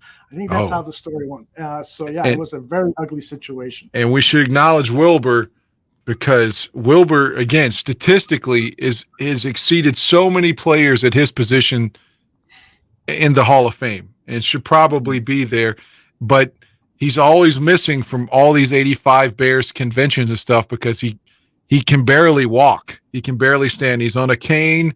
He's gotten heavy and he's so ashamed of it. And he was asked, because he won a Super Bowl with Washington as well, Super Bowl 26. He was asked if he, because you hear Jim McMahon or even Mongo now, he said, I would do it all over again. Even if you told me I still ended up in this bed. That's what Mongo said. I would do everything the same way and play with my guys. Jim McMahon said the same thing with his head injuries. They asked Wilbur, if you knew this was going to be your life, would you play? He said, absolutely not. That's how bad a shape Wilbur's in physically. And it's just so sad that in an era where the Bears are worth, $2 billion, they have taken care of Mongo. They bought him a special wheelchair and stuff. Man, like when you have that Bears 100th a couple years ago, do something to help him, give this guy something. Maybe he doesn't need money. Just show you love him. You know what I mean? Bring him out and show him that it's okay. Like, no one's judging you, man. You should be revered. And the guy sits at home as a recluse now. I feel so bad for him. Yeah. I feel like I felt like this for a long time. Just the benefits that players aren't able to get after the game. It is so much of a job physically. I mean, it takes such a toll on people. And, I can understand somebody like me. I'd give up a limb to play again right now. One of these limbs, I'll give up finger, I'll give up something to be able to play again. But everybody doesn't feel like me. I'm one of those people. But, after the game, man, it should be something there for those guys to land on. It wasn't really, the NFL wasn't worth much, even at the time when Wilbur Marshall was playing, so I think they need to do something with those funds and try to help out some of these guys for sure. I just hate hearing shit like that. Yeah, man. He's got it. Like I said, won't even make appearances. It's so sad, Yeah, I think, the severity of these injuries for certain players is to the point where they regret having, taken part of the game, even for the millions that they earned and the fame that they collected. But there are some players who love the game so much, love every aspect of it, from the camaraderie. And I think Wilbur Marshall was a big camaraderie fan. He was pretty much off to himself. He was tight with his linebackers, but it wasn't, a bond that lasted, even after he went to Washington stuff. But my point is that there are some players that, they could be fucking in head to toe cast after their playing careers are done, and they would not regret a single moment of it because they just love the game like we love watching it. It's a beautiful, violent game, but it is fucking. You remember when we had Jim McMahon on, and I asked him about, because Hampton and him, as you know, never got along, and it's just like those two guys should have loved each other, you would think, because McMahon, as your criticism of him is he's too reckless with his body and not smart enough, but he's giving his soul to the team. And like so many people on the team revere him. And it's Hampton who just fucking hates him. And I asked him, like, even now, like, do you think, why do you think Hampton has such a grudge against you? And he's like, who gives a shit? I don't care. I mean, he really doesn't care. He's very much like Cutler in that regard. He doesn't give a fuck, man. But it just seems like he and Hampton would be tight because they both are giving everything they've got to the team. They played on both different sides of the ball. You couldn't touch the motherfucker the whole time in practice. You get when you play defense, man, either you have a connection with the quarterback and you don't have that piss and vinegar type of attitude, like, if I could just hit his ass one time. Some of the, like the quarterback that we had in college, I wanted to light his ass up. I didn't like him. He was an asshole. He was an asshole with people off the field. He was an asshole on the field. So I wanted to knock the shit out of him. But and there's other guys that you have, like, people love Justin Fields. They fucking love him. They don't want to fucking hit him in practice. They need that dude for the game. But some people give off that kind of energy, man. It's just like, man, dude, I can't stand your ass. And if I got one good chance in practice to knock the fuck out of you, I would. Mm-hmm. Yeah, let's face it. The game has changed, to make it more safe for players. The business model of the NFL has always been fucking violence. You watch some of these old NFL films, and you would see players injured, and they're literally dragging them off the field, and they wouldn't stop the action. It was so inhumane what the league was. They would practice 2 days in 100-degree heat. The coaches would forbid the players from drinking water because you were soft if you wanted water. If you wanted water, you were fucking soft. Exactly. Remember, the guy from the Vikings died one year in camp. It's somewhere in the early 2000s. That kind of changed a lot of viewpoints on the water, the hydration. Because, again, I didn't get to play at a higher level like Nomad did, but, just playing regular ball in high school or junior high, we weren't, the water mentality was like that when I played too. So I'm saying, but that thought process seemed to change, and the guy died from the Vikings. I can't think of his name. He was in camp in like 05, 06. Oh, yeah. He died of like a heat exhaustion and dehydration and stuff. I don't know about that. Corey Stringer. There you go. It's like, my coaches are like, what do you need water for, you pussy? Get the fuck back out there. I used to play flag football around that era, and that was the thing too. Hey man, anybody get any water? Hey, what the fuck is wrong with you, water? Come on, we're playing a game. We wouldn't even show up with a water canister or anything like that. Coach are hardcore like that, man. All right, let's get to that final draft before the 1985 magical season. By the way, Dan, I wanted to ask you this. You recall what happened in 1984 playoffs with the Chicago Bears? They win their first game against the Washington Redskins, and all of a sudden, people are like, holy fuck, man, we could be going to the Super Bowl. We're just going to win one game. Take us back to that NFC championship game. Jim McMahon's out. He has a lacerated kidney. It's no joke. The guy, again, was pissing purple shit. Like his balls were swollen and everything. Like, there was a time on CBS's broadcast of that Redskin playoff game that, maybe McMahon plays if they make it to Super Bowl 19. But here, when we had him in the bar room, he said, there's no way. I was still fucking hurt. But so they're with Steve Fuller. And, he's a serviceable backup, but you're playing Joe Montana. You're playing the 15-1 San Francisco 49ers at Candlestick. Even so, Ditka said in hindsight, he honestly thought the defense was so great that we're going to go out there and win, and it doesn't matter if Steve Fuller's playing or not. We're going to win because we got Walter and we got this fucking defense.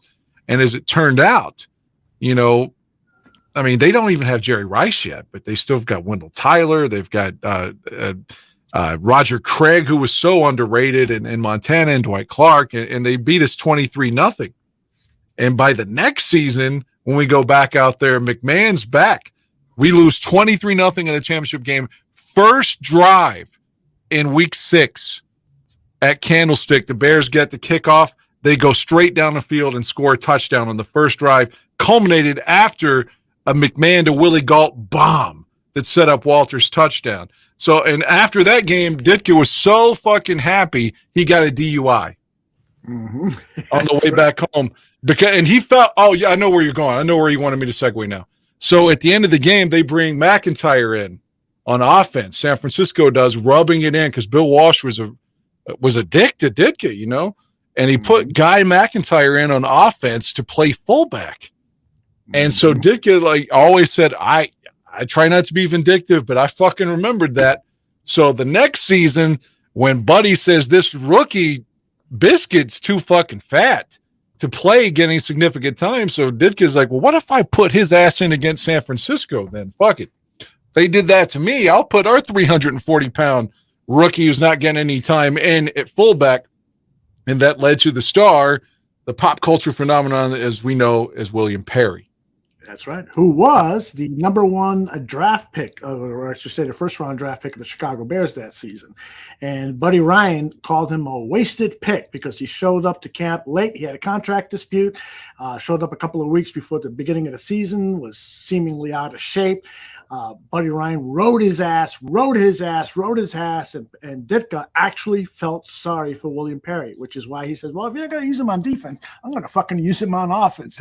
And as Dan beautifully recalled that story of having him run and the running back and score that touchdown, that was incredible. And that season's draft, Reggie Phillips had an interception in the Super Bowl game. James Manister didn't really have much of a career. I think he was a wide receiver. Kevin Butler, of course, we all know Butthead and his role in those years. Not a great kicker, but a great team guy, right, Dan? Yeah, they all liked him. This is a bad draft in so many ways. Reggie Phillips, like you said, scores in Super Bowl 20, but he's gone by like 87. Yes, now Butler's there for a while. Thomas Sanders was viewed as maybe Walter's replacement, but it never comes into fruition. Of course, we're going to get Neil Anderson, but Thomas Sanders, maybe was better than what the opportunity he got, but we don't know that for sure. And then Morrissey, look all the way down to 11th. He hung around until Ditka was fired in 92. But again, Reggie Phillips is going to be gone quick. And who are those other names? Those other names, yes. Who's Charles Bennett? Who's Steve Buxton? Who the fuck was the GM on this one? This was Jerry Vinici's first, I think it was this was his second draft as general manager of the Chicago Bears. And taking a kicker in the 4th round. This is a malpractice draft. This was some bullshit. That's right. And back then, Ditka had earned the right to really have a big voice in the draft room. Unlike with Finks, he basically stayed out of there. Respect to that was his job. But when Vinici came on, Vinici was trying to mediate and try to keep Ditka happy and positive and stuff. And so maybe some of those poor draft decisions were the result of Ditka and the coaching staff being involved. Like Ditka, huh? I don't. Can you look at the next couple just real quick? I know we need to move on, but just the context of the 85 team, just see part of that. The drafting is kind of a part in their decline as well. Yeah, hold on. Let me set that up because I didn't do a graphic for that, so I'll have to do this. Damn, that draft was crummy. That was a bad one. So we're going to the 1986 draft, and all right, that's when they pick up Neil Anderson. Let me put it up on the screen. And Neil's going to be a special teamer in 86. And 87, he's going to be Walter's fullback. And a damn good special team player. Yeah, well, he becomes the man in 88, is what I'm saying. Indeed. Okay. Vesty Jackson, solid player, but not worthy of a second-round pick. Lou Barnes is one and done. He's gone after 86. God, this is Maurice Douglas is there to 94, but Mo, again, and Kozlowski ends up being a spare bear. He ends up being a scab because I think he's cut here. And then Kos comes out the spare bears, and then Ditka keeps him. But for the most part, this is a bad draft, too. I ain't heard of one of these motherfuckers other than me. Well, Vesty and Mo Douglas are going to be starters in our secondary pretty quickly. Yeah, out of need more than because Frazier blows his knee out in the Super Bowl, never plays again. Les Frazier. And then they couldn't find someone opposite Mike Richardson. Hold on. You know what? I gotta. If you go back to that, man, I believe in what Aldo is saying. This must have been some Ditka concocted drafts, man, because this was some bad shit right here. Somebody, I know that GM had to be better than this. This must have been him trying to coddle Mike Ditka, because this is terrible, man. Well, the thing too, Nomad, is that Jerry Vinici didn't know shit about football. He was a businessman. That's why he got the general manager role. The Bears then, and Hallis is already gone. So, the intuition, the smarts, the wisdom that Hallis had at football, that was totally gone. Muggs Hallis had taken over, but I think he passed away by the time 79. 79, yeah. So he was well gone. He died even before his dad did. So they didn't really have a good office for scouting and accumulating talent during this era. And so not only this draft, but the next couple of drafts are pretty weak. And you got to maybe blame Ditka. This shit's putting a hurting on my eyes, man. This shit is this shit. Well, is the next year, ugly, man. Next year they got Harbaugh and Ron Morris, and Ron didn't stay healthy, but Ron played. He had a decent. He was okay. Yes, Harbaugh was okay, but they weren't great players with the Bears. So that you're kind of going back, bringing it full circle. Mike is still able to coach his team to be 12-4 with some bad drafts here and a lot of players gone in '88, and we're one game away from the Super Bowl in '88 too. And I will still argue if Richard Dent doesn't break his leg, we go to the Super Bowl, because San Francisco, we beat them in Chicago midway through the year, and they could not stop Dent. Dent hit Montana relentlessly, and without him, Sean Smith, who's drafted in the '87 draft, is playing for him, and he's a scrub. I hate to say it about Sean, but he's nowhere near. He's not Richard Dent. You know, I'm starting to get. I've always been like, why everybody hate the McCaskey so bad? Why does everybody give the McCaskey such a hard time? When you see shit like what Aldo just put on the screen, that shit's awful. I mean, like worse than segregation awful. This was some bad shit. And I see why some of the older guys in our chat and our older fan base, like man, they don't give the McCaskies a break. They're like, you're gonna have to prove to me that you motherfuckers and you got some sense into your head, and you got football guys in here, and you're willing to let them have the reins, because that shit was terrible, man. I can't over exaggerate that. And at the same time, Michael McCaskey was he wanted Ditka out because he was so jealous of his popularity. For years and years and years, he hated Ditka. So, F.A. King Foster says, "Now you get it, no man." I get it, Foster, man. God, I apologize to y'all, man. I've been hard on you guys too. Damn, I certainly get it now, man. You showed '88 briefly. They had some good players there, not great players, but some good players in the '88 draft, like Muster. Was it Wendell Davis? Who else was in there? There was a couple of good players there. Stinson was always getting burned. Little Lemuel Stinson, he was like 5'6", I think. How do you go from a guy with such a great football instincts, like the guy, like what was his name, Finks or something? What was his name? The guy that was Finks that was making all those. How do you go from a guy with great football instincts like that to a guy that has no fucking sense whatsoever about football and what to do with football prospects? How do you do that? How does that happen? Yeah, RoboCop too. Yeah, James Thornton. Yeah, you know how it happens, no, Matt, is they decided, let's just make some money. Let's not worry about winning.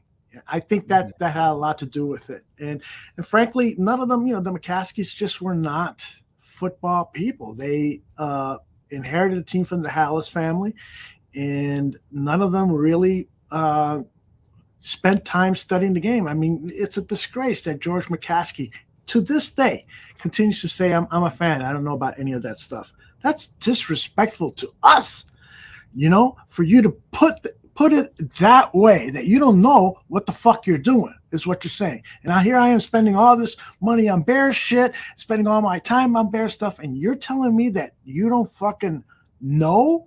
But don't you think that's a little bit of false, maybe modesty on George's part? Because unlike his predecessor, like, dude fucking cares, man, and wants to win. Even if you don't like him, even if he doesn't feel like he's qualified or what have you, he still wants to win, and he's willing to spend money.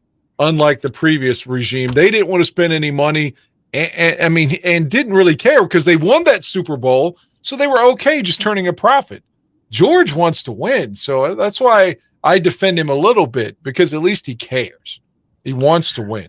I agree with you. George really does want to win, and he really wants to win for his mom. And I think this decision that he made to go with Poles, when Poles presented a plan to him, that this is a 3-year, maybe 4 or 5-year plan. I mean, what's the number one lesson we saw out of these drafts that we just studied for the '85 Super Bowl team? The number one lesson to me is it took 6 drafts.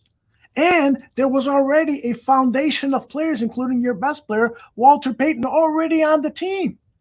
So it takes a while. What Ryan Poles is building here, I'm not saying that it can't happen in 2 or 3 years, but my experience in watching football and seeing teams develop, it usually takes several years of building a team through the draft and then maintaining, having sustained success.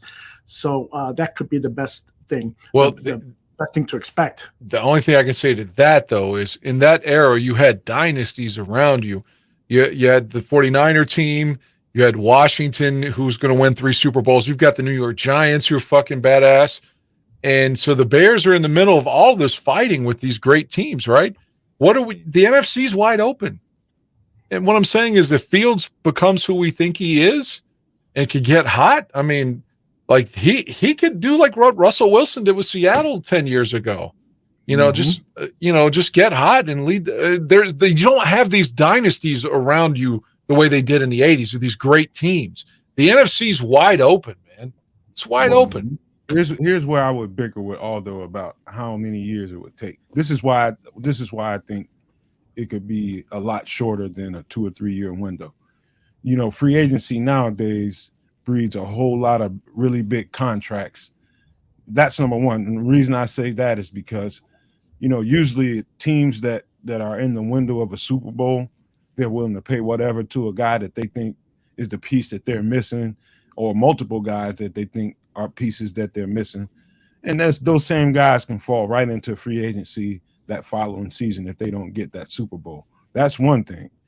Another thing is just the turnover of coaching and schemes that turn over. So like just what happened in Minnesota. They had a really good defense. They brought in a new coordinator, turned over the whole defense, and that all of a sudden, next thing you know, they got really good players hitting the waiver wire. And teams all over the league are doing that, turning over defenses and offenses just because they bring in new coordinators. And so really good players are hitting the waiver wire. And so teams are able to get better a lot quicker than they did back in the days when you had the Mike Dickers and those teams had coaches for like 7 to 10 years back then. Nothing changed about those teams. So things are a lot different now, and I don't think the window to win is I think it's going to be. I think give them this year. I think they're going to push it. I think they are. Do you think Philadelphia is so like dominant in any way that they're going to like go back to the Super Bowl automatically? I don't. Like, do you expect them to win 12, 13 games this year? I mean, it's possible, but I mean, what I'm saying is the Bears any other team could win their division and go to that Super Bowl. If Philly's not one of these teams that's like, they're not Kansas City. You know what I mean? They're not the great team there. As I told you, like going into the Super Bowl, I couldn't believe Philly was fucking favored. I was like, Kansas City's like the better team here. Look, Philly's good, but my point is they're not a dynasty, at least not in my opinion. So the Bears if they could win the division, why not the Bears? Or why not anybody? If you're Detroit right now, you'd say if they could win the division. Like there's no dominant team in the NFC is my point. There's no dominant team right now. I think there's a couple of dominant teams. I think there are 3 dominant teams, and mostly I come from that way of thinking from defense. It would be the Cowboys, it would be the Eagles, and it would be the 49ers. I do believe somebody just said Desmond 1599. The Eagles really do draft well. They draft their asses off. And so do the 49ers. The Cowboys are more of a gambling kind of draft. Jerry Jones gambles a lot, and he's not scared of spending free agency, so they get better that way too. But I expect Philly, even though they lost a lot, and San Fran to definitely contend again, for sure. But you don't know who even San Francisco is going to have at quarterback. I guess Trey Lance, the kid that got hurt in the championship game's out 6 months. Jimmy G's gone now. I mean, you kind of don't know. And then most teams, when they lose the Super Bowl the next year, they have the hangover season where they're not, like the Bears in 2007, they're 7-9 after losing in Miami to the Colts. So I'm just saying any other team, to me, it's wide open. And then Dallas has got Dak. And again, I don't want to set it and say Dak sucks, but he does. I mean, but Dak doesn't win playoff games. If Dak was a Bear and we just every year we're losing with him, we would eviscerate Dak Prescott the way they lose all the time with him in Dallas. Well, Dan, look at it this way. Sometimes you have teams that are just that good defensively. Like you may want to argue this point, but think about the 85 Bears. I don't give a fuck what dude you put back there at quarterback, so long as he was efficient. It wouldn't have mattered. That team was that good defensively. They were going to fucking steamroll you. They were going to run you over. And they have that kind of defense, and not saying exactly that good of a defense, but they have a similar type of defense that's that dominant. The 49ers are going to be right there. And if they fuck around and get a quarterback, watch out. I'm not contradicting. I'm just saying, to me, because their quarterback, and again, I wasn't so unimpressed with Lance in the game against the Bears like everybody else seemed to. I thought he did okay given all that fucking rain and stuff. And then he gets hurt. I mean, maybe he ends up being a good player too. I don't know. I'm just saying, but right now they don't have that quarterback, like the definitive leader. And so I think it's open, man. I just think it's open for a team like the Bears that could just get hot, is my point. And with regards to the 80s teams, everyone can always say, oh, well, Jim McMahon, anyone could do it. But no, anyone couldn't do it. Doug Flutie couldn't do it. Steve Fuller couldn't do it. Jim Harbaugh couldn't do it. All these players lost with great defenses. McMahon went to the Super Bowl and won it, where the other players didn't. So can't take that away from Jim either. Great conversation, guys. We're going to pause here for a moment of... Where the fuck's Santucci at? Exactly. I wish I had a good line for that. For a moment of praise. No. Moment of bliss. All right. I can never find his fucking open, but Dustin. Surprise, motherfucker. Oh, look at that. Where the fuck is your open? State of affairs. Oh, here it is.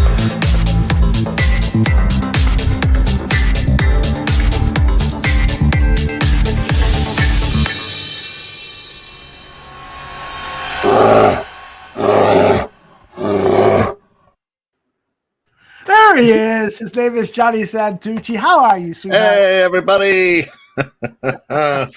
Whoa, ready for some Bears State Affairs? Love the old past draft talk. Yeah, wasn't that fascinating? Yeah, Nomad was blown away. I was like pulling teeth. I hated it. Nomad was getting educated there. It was fun. I hear you, man. It's one of those things. You got to get lucky, because and maybe we'll have time to look at the next Super Bowl year later in the show. And if we don't, we'll definitely do it next week.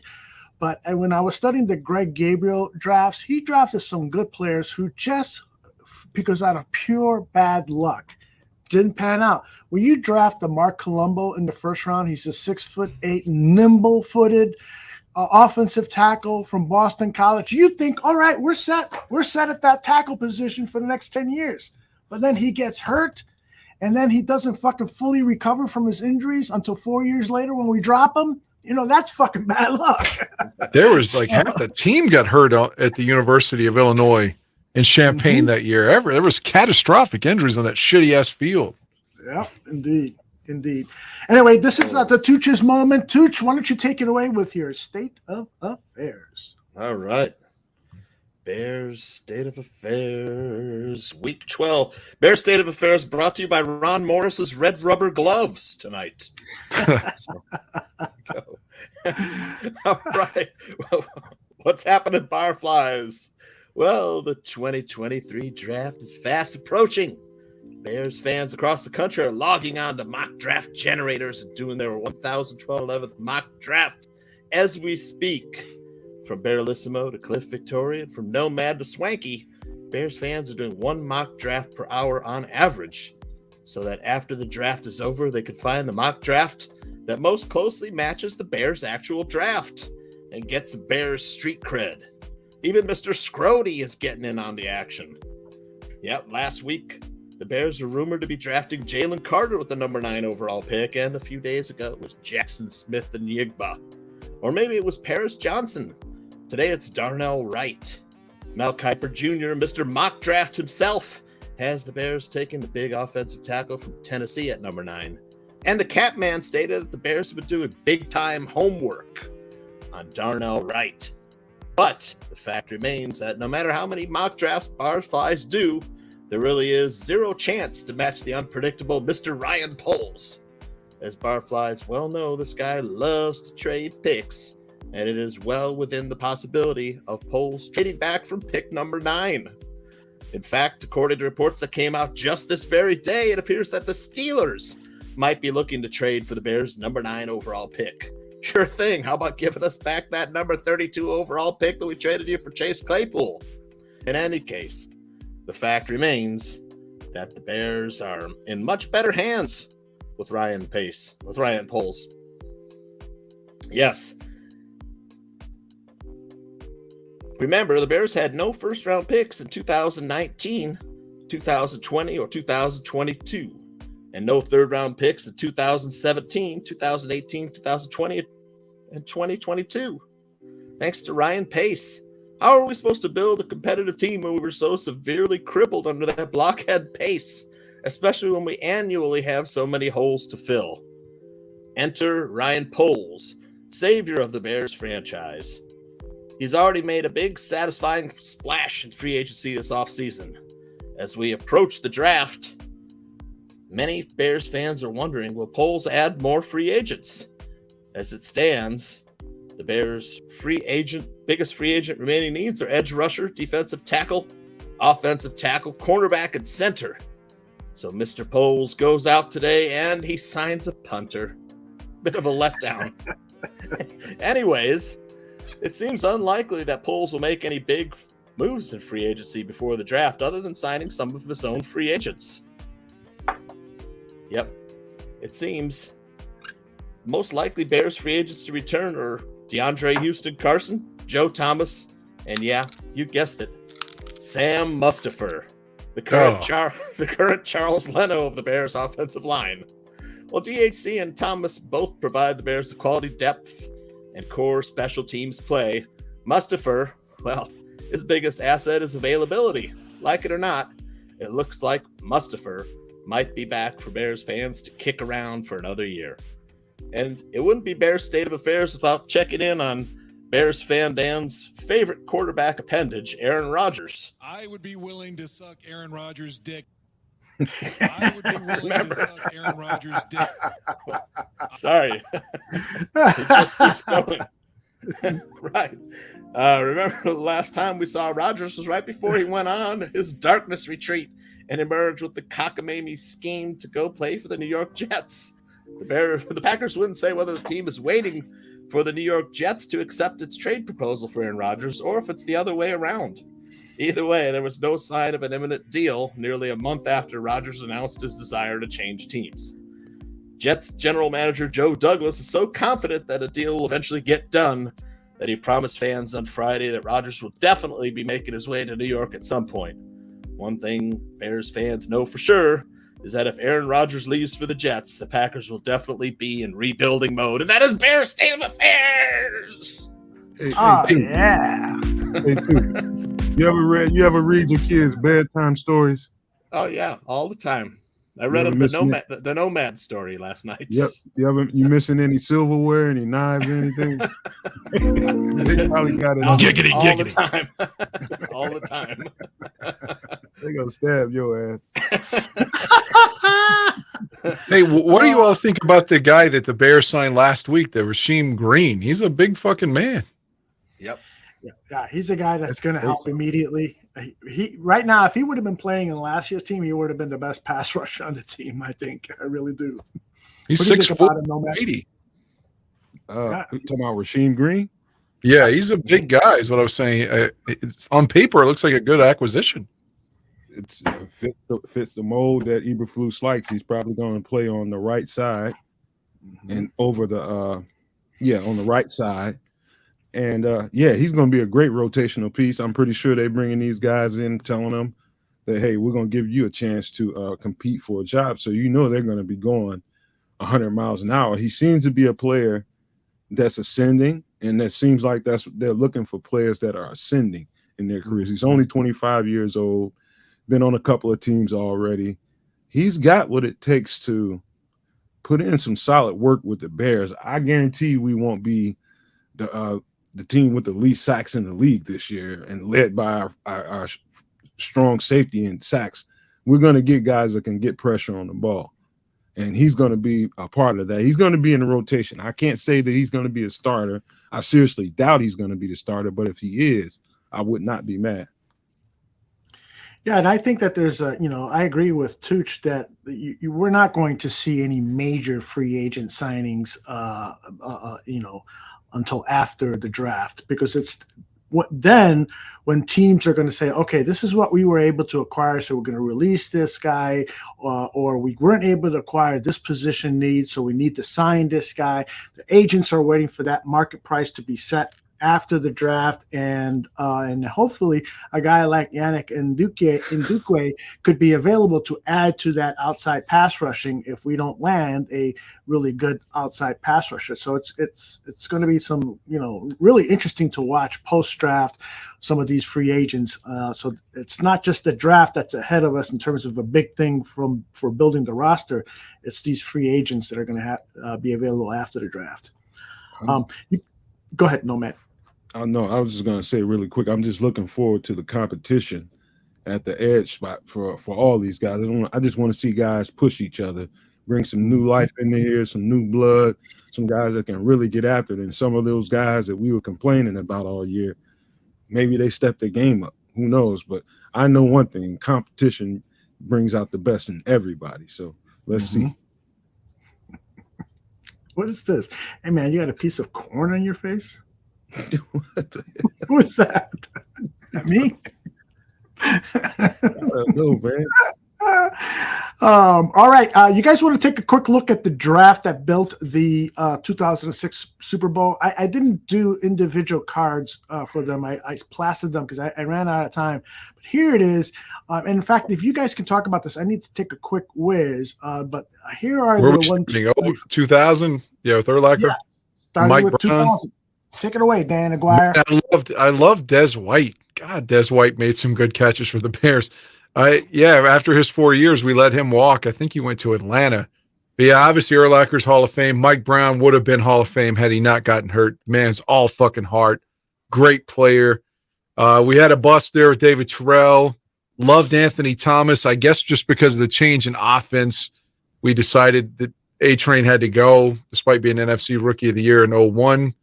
And then, man, that's when it looks bad. Like Roosevelt Williams was like, there was a play in 2002 against the Packers where Roosevelt Williams had the ball in open field, and he was slower than I am. I really believe that to be true, and didn't score. It was awful.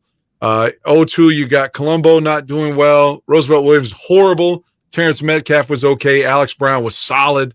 Bobby Gray was okay. Brian Knight's kind of gone. Adrian Peterson, sneaky backup for us for a long time. And then, look, in 2003, Michael Haynes is a bust. I liked Rex, but he led us to a Super Bowl. But, again, he's not a great player. You got a great one in Tillman and Briggs. Hey, Dan, when did Lovey get into the fold? Lovey's first year is 2004. Okay. And that's when they immediately signed Thomas Jones. And I thought at the time, man, you could have A-Train and Thomas Jones in the same backfield. That would be dynamic. Because you don't know, or even later with Benson and Jones, we didn't do a lot of that.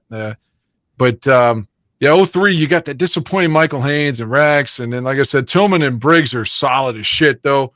Bobby Wade, loudmouth fuck. I hated Bobby Wade. He's one of the guys that was trolling Jay when we traded for him. Then you got Tommy Harris, great pick, but he got hurt. Tank Johnson couldn't stop buying like a fucking assault weapons. Bernard Berrien, very, very good wide receiver. We let him walk and go to Minnesota. I hated that. Nathan Vasher was solid, and then he got paid, and then he was never the same. And then, Benson, obviously, the late Cedric Benson, not a good player for us. Mark Bradley got hurt and was never the same again. KO did okay in his role. Not a great player. Chris Harris, very good player. And we let him walk after the Super Bowl for fuck knows what reason, and then we bring him back in 2010. Daniel Manning, okay, not worthy of the top pick. Devin Hester, we know how great he was. Dusty Dvorak, out of the league by 1 year. Mark Anderson had one great year. J.D. Runnels, I mean, was gone after the Super Bowl. I don't even remember who Jamar Williams didn't play that well. I don't even remember who Tyler Reed was. I don't know if he made the team or not. But that 2000, I will tell you the truth. Yeah. That 2004 season is what really, I don't know why exactly. I think I just had a bunch of shit going on from 2000 to 2003, and I just wasn't tied in. But for some reason, 2004, that season really piqued my interest. That draft was really good. That was a really good draft. And the draft right after that, I still that Cedric Benson draft, I don't. That didn't need him. We had actually Thomas irritates Jones. me just looking at it. It just irritates me looking at that. Yeah. What you could have had for drafting a running back number one with the needs, you could have got a lot. But that 2004 season really, I started really getting a little bit tied back into the Bears organization. But it really peaked in 2006. It might sound like, okay, yeah, right, no, man, you didn't pay no attention. No, I really didn't. 2006, it was something about that year in that draft when they got Devin Hester.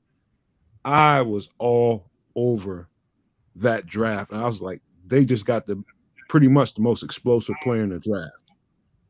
And I was there at that camp and I watched them and I was just like, oh my God, these motherfuckers, they're pretty good and everywhere else on the field, offense, defense, they're decent. This dude is going to change the game. And I was telling everybody in my family about it. And shit, I had people buying me Devin Hester. I never buy jerseys. People bought me Devin Hester jerseys. That's how serious I was about this pick. But I had to go on that little rant. But if Mike Brown and Tommy Harris don't get hurt, there's no way we lose to the Colts. No way. With Tommy up front and Mike Brown in the secondary. Those two injuries, I guess, appear to be too much to overcome with Rex playing a shitty Super Bowl. There's no other way to say it. I like Grossman, but he struggled in that rain. And I'll forever, and we asked Thomas Jones, I'll forever say maybe if they bring Greasy into the third quarter, maybe we win the game. Because it's still 22-17 in the fourth quarter. And Rex gets picked off by Hayden, who would later be a Bear. And then that's that, man. Kelvin Hayden. It's interesting, though. Like I said, the sleeper picks on there that I liked, I really liked Des White, and I loved Bernard Berry. And we kind of let both of those guys just go away after their first contract. I loved Anthony Thomas. Again, we just stopped using him and just let him go.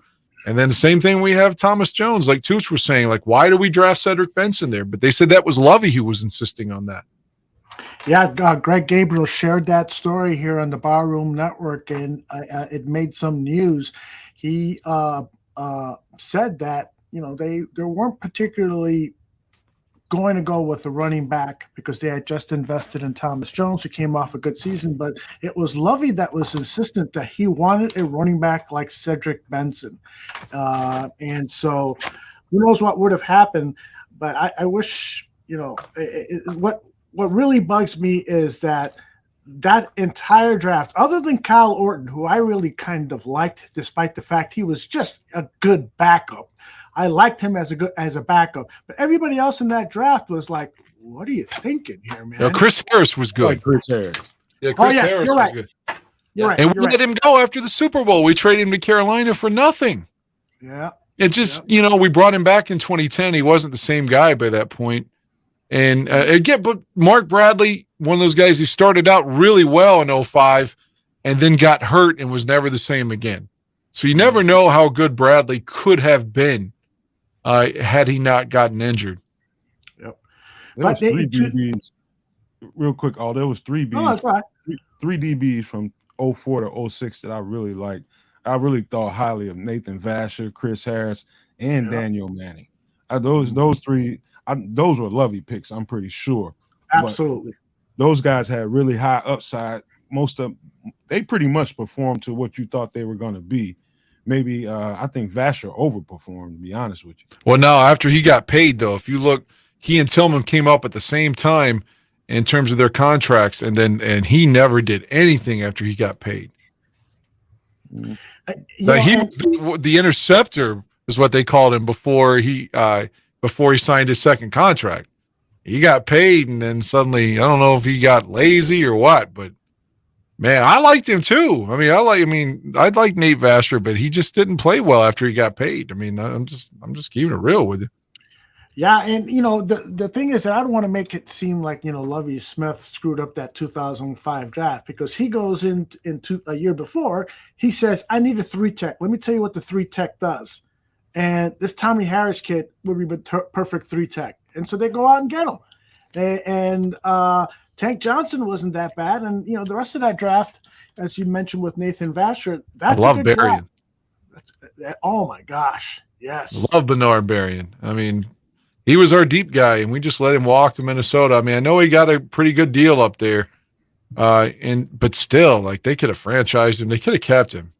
Mhm. I love Berrien. And then Berrien had a 99-yard touchdown against us, of course, with like fucking Gus Frerotte playing quarterback.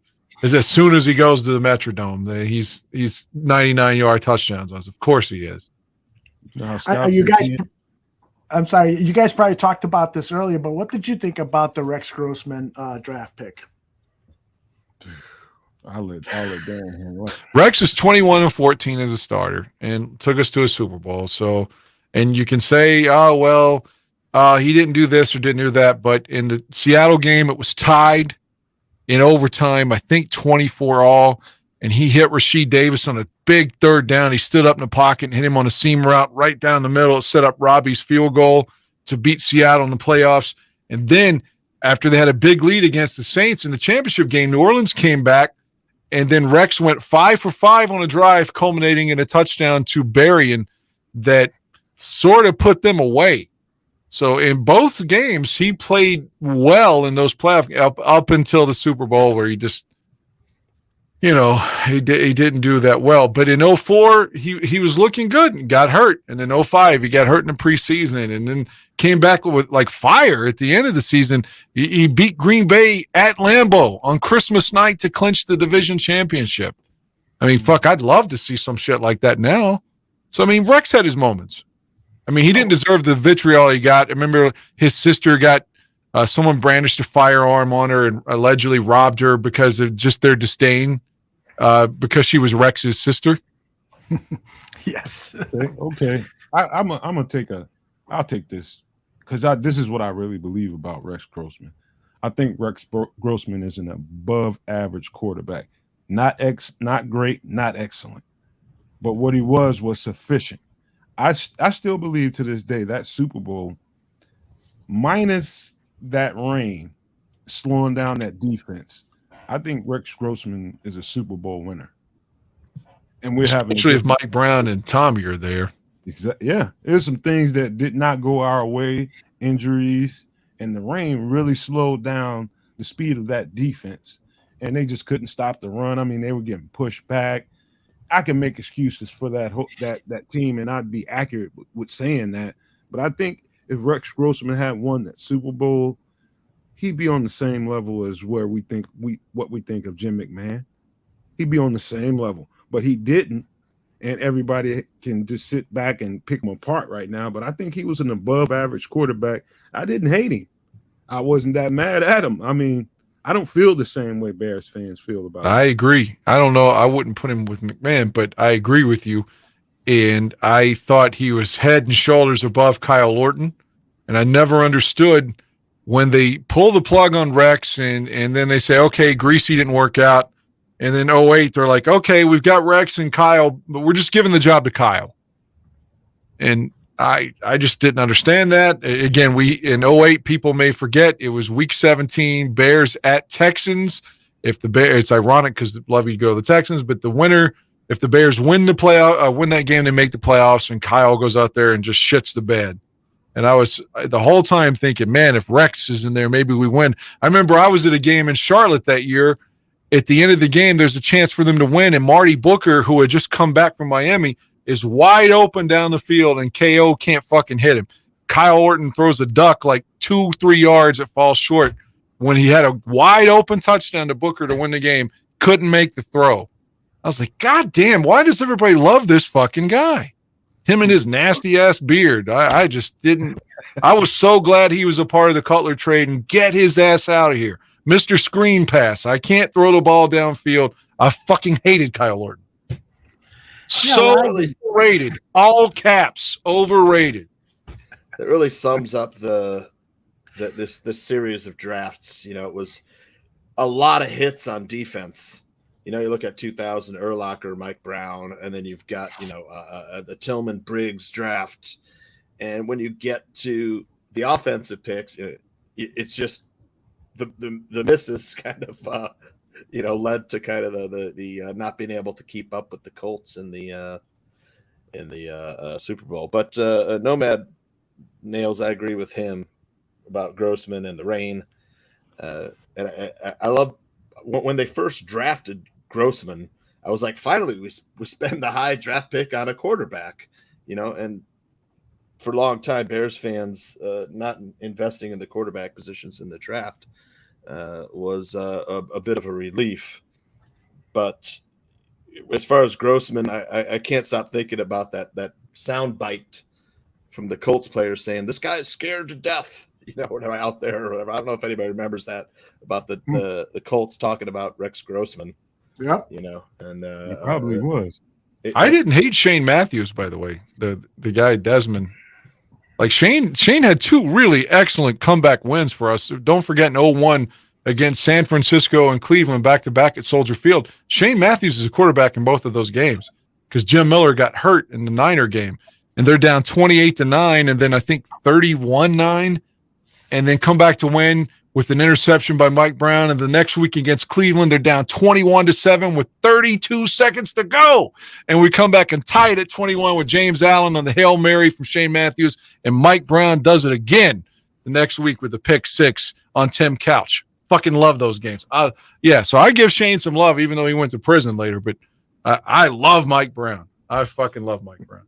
Yeah. What'd you say, Tooch? You said there were talks about people were saying that who'd you say it was Orton or Grossman in the Super Bowl? Yeah, the Colts players. The soundbite. I don't know whether they played it. I think it was after the game was over, if I remember. The sound bites of the Colts players saying, if you heard it, it was real. It was real. They were telling you in real time, this motherfucker out here, he's nervous and he's scared. Yeah. Players read that shit. Yeah, we had Thomas Jones on the network, and I asked Aldo to play Aldo played my actual question, and I said, "What do you think if Greasy would have come in the second half?" He didn't necessarily acknowledge the part with Greasy, but he said that the Super Bowl, although he liked Rex, was too big for Rex. Mm-hmm. That's exactly what he said, and it was like he was trying to be very diplomatic. He talked for about a minute, but finally he got there. That was like his last sentence. Yeah, I guess I do think that, you know, the game was too big for Rex. So clearly everybody else on the team saw that. But when I spoke with Alex Brown, Tooch and I and Joe Mandel were at Soldier Field for a fantasy football draft, and Alex Brown was part of the Chicago Tribune that was hosted. Couldn't get rid of him. Couldn't get rid of him. But he stayed forever in our suite.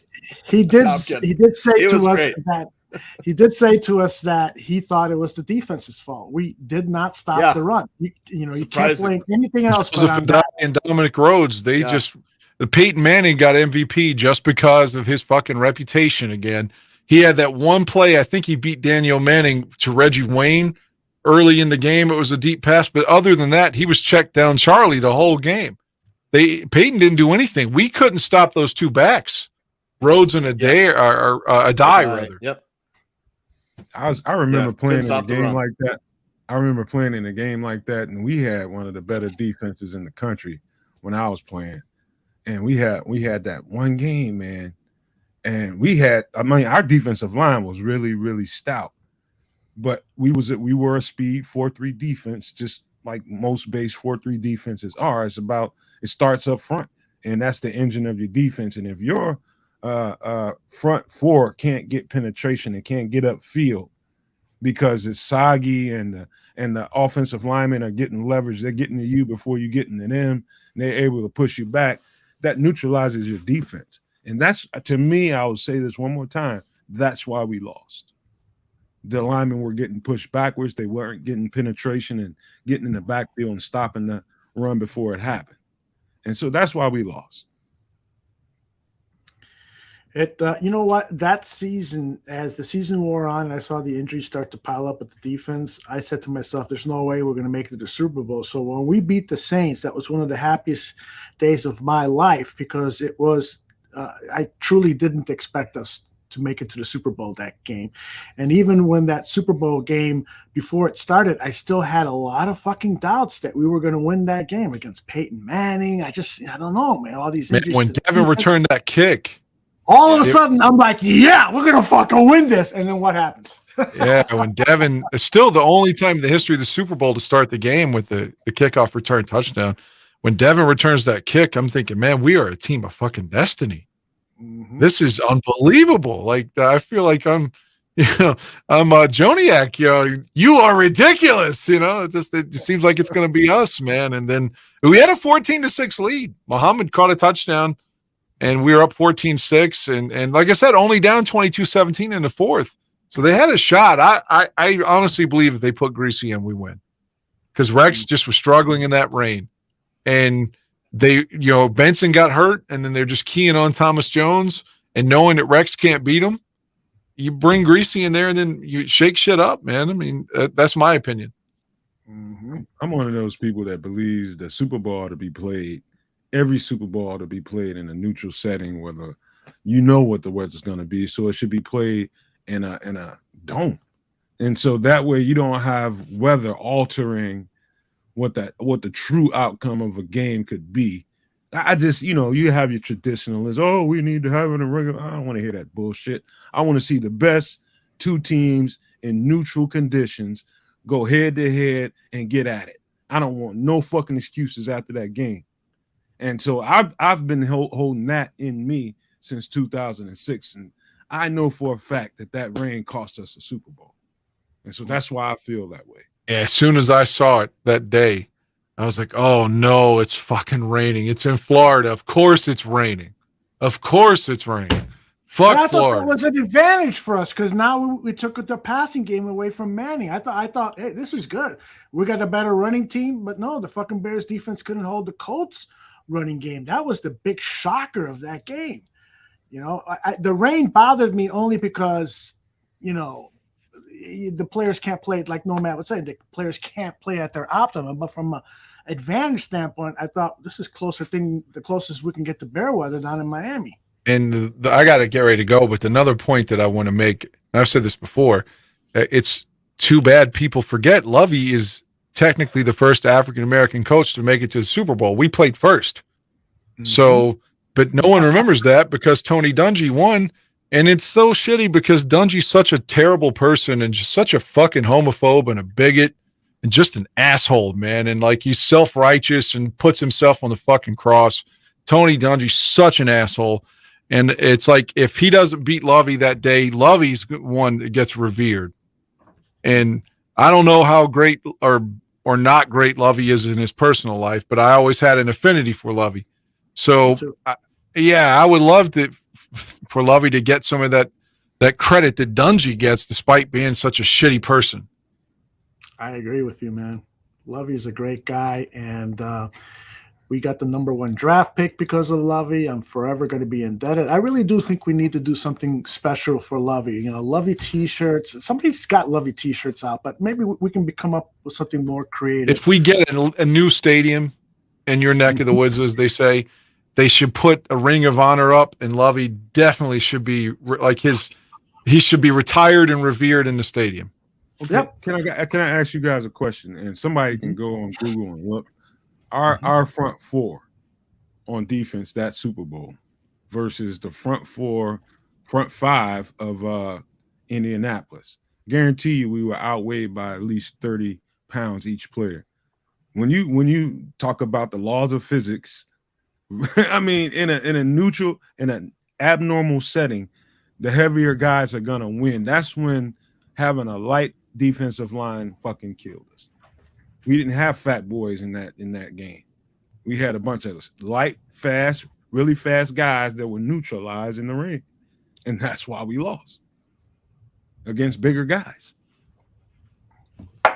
Unfortunately, I gotta go, guys. I'm sorry. Good show. It was fun. Really fun. Appreciate it. Good night, we have so much more to talk about. All right, Dan Aguirre, go save some lives. We man, this was a fun fucking show, Dan, and your memory Yeah. recall really was phenomenal. So we'll talk to you very soon, okay, brother? Yes, sir. Be well. Thank you, everybody. All righty. Take care, man. Take care. That is the great Dan Aguirre Yeah. on his way to save Awesome. lives at his other job. The chat room he, loved the memory lane trip there.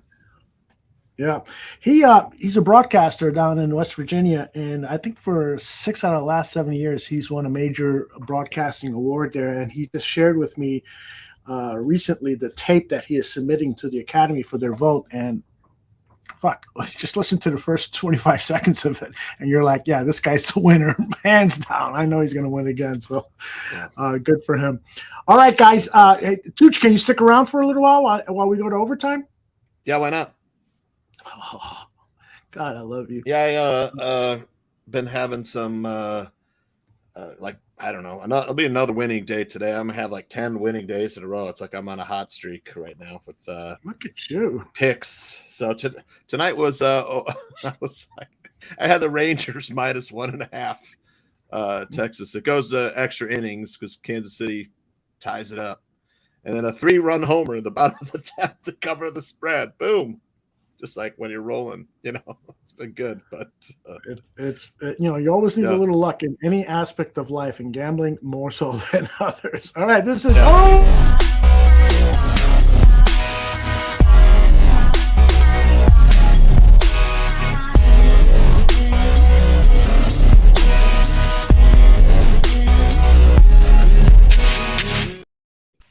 right, Tooch and I. Oh, good one. Tooch and I are replacing Nomad, or excuse me, the Mr. Shorty here, and Nomad and I are going to present some underdogs that we think, sleepers that we'd like to see maybe the Bears target in day 3. And Tooch, please comment on any of these players, and if you've got any players that I'll you give want you a to few add. also. I got a couple if you want. Excellent. Okay, let me start with Nomad first. What I asked Nomad to do is, give me one for every round. So a 4th round pick that you might consider to be a sleeper. Who do you got, Nomad? Who you got? I got Ja'Cory and Bennett. Tell me why you like this long-armed cover man from Maryland. I always say I don't go looking at these videos and looking at these games with my own thoughts in mind. I think about what the coach wants, what the GM is saying they want. They have a track record of what they like. They like rangy guys that are really quick, really fast. And this guy is you're basically looking at Kenny Moore. This dude's blazing fast. Oh yeah. And he's really strong. He's about 5'11", probably about 195. Man, he's got everything you want. And guess what? His fucking coach is our defensive backs coach right now. That's right. Exactly. Chris Hoke, I believe his name is. Is that his name? I was trying to think of it all day, but yeah, this dude has it all, man. He's a leader. He's fucking ferocious. I mean, if there's a nickel in the draft that I would put up higher than I think everybody likes DJ Turner, but I would put this guy probably a grade higher than him in as far as what Eberflus would probably like, because he's longer. He's a little bit heavier, and I think he can play well in the nickel. And you playing the nickel in this defense, you're playing a substitute linebacker at times. So this guy has it all. And so if he ends up on the Bears, I would not be surprised at all. Yeah, he's special. And you asked me to pull this video of Mr. Bennett at a press conference. Tell me why. This dude's arms he's elite. His arms are different, man. For a guy of that stature, his arms, look at that. Look at that. The gun show is starting right now. This dude right here, I'm telling you, this is telling you one thing. You're seeing how strong he is and how long his arms are. But if you listen to the guys that are around him and they talk about him, right now you're getting a special kind of player. He's a leader. I heard that even at the Senior Bowl, they voted him as the leader down there. Yep. Did you hear anything like that, Aldo? I did indeed. And at the Senior Bowl, there was a lot of buzz about him. And Greg Gabriel is friends with one of the Maryland coaches, and the Maryland coach spoke so highly of Bennett. And both Maryland cornerbacks are going to go high in this draft. Bennett might not even be there in the 4th round where you targeted him. I've seen reports that he could go as early as day 3, and then I've seen some mocks where he's down around round 6 and stuff. I think 4th round is a good place to target him, Nomad, like you had, and he comes with that pedigree where defensive back coaches really like him, and the fact that his defensive coordinator is now from Maryland is now with the Bear staff is probably a sign that we could be close to acquiring this guy. Although part of my process in watching and studying these guys, it goes from the game film, it goes into interviews and listening to other guys saying whatever. I'm trying to find anything I can find about these guys. I'm just not your average Bears content person. I really put work into this shit, man. I'm telling you, guys rave about this cat. He is a ferocious leader. We've got his DB coach. You think that motherfucker ain't standing on the table saying, hey, I don't care what round you got to get him here. Get him here. I'm telling you. You watch the tape and you watch enough games and listen to people talk about him, everything you want in the nickel is right there. Love the guy. It's a great pick. All right, Tooch, tell me who you might like to see the Bears target, kind of a sleeper type in the 4th round. Well, I've had Ja'Cory Bennett drafted a bunch of times in mock drafts. I'm right there with Nomad. I mean, is the dude that some of the chat room says this dude challenges, the ball at the point with the receiver. So you got to love that, the playmaking skill. And let's face it, people may not think that cornerback is a need for the Bears, but it is. I'm telling you, if we don't get a cornerback in the 1st round, or maybe the 2nd round, but this guy would be great as a later round draft pick. I mean, nickel is so important right now.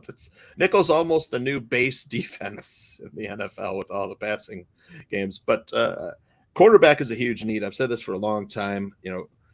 Cornerback, offensive tackle, defensive tackle, edge. Those 4, not only are they premium positions when you're drafting in the draft, meaning that in the 1st round, those are also quarterback. We don't need a quarterback this year. So those 4 positions are positions that teams target in the 1st round. So it wouldn't surprise me if the Bears took a cornerback in the 1st round. I don't think they will now with all this offensive tackle and 3 technique talk coming in. But I also like running back in the later drafts too as well. I like this kid from Pittsburgh, Israel Abanikanda. I don't know if Nomad knows this kid, but oh yeah, he does. He loves that guy. Are you kidding me?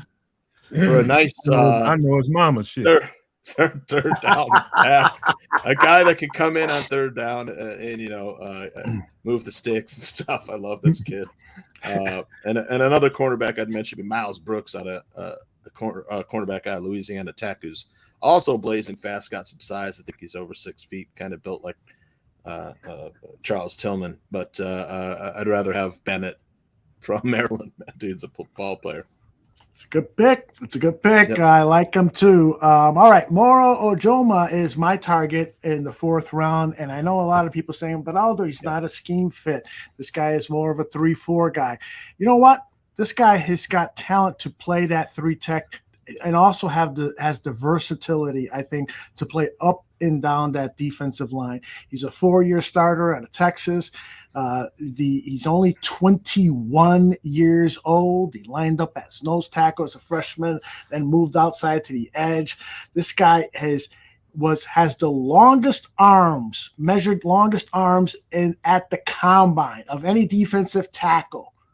Then if you follow Greg Gabriel at all, you know how important it is to have long arms.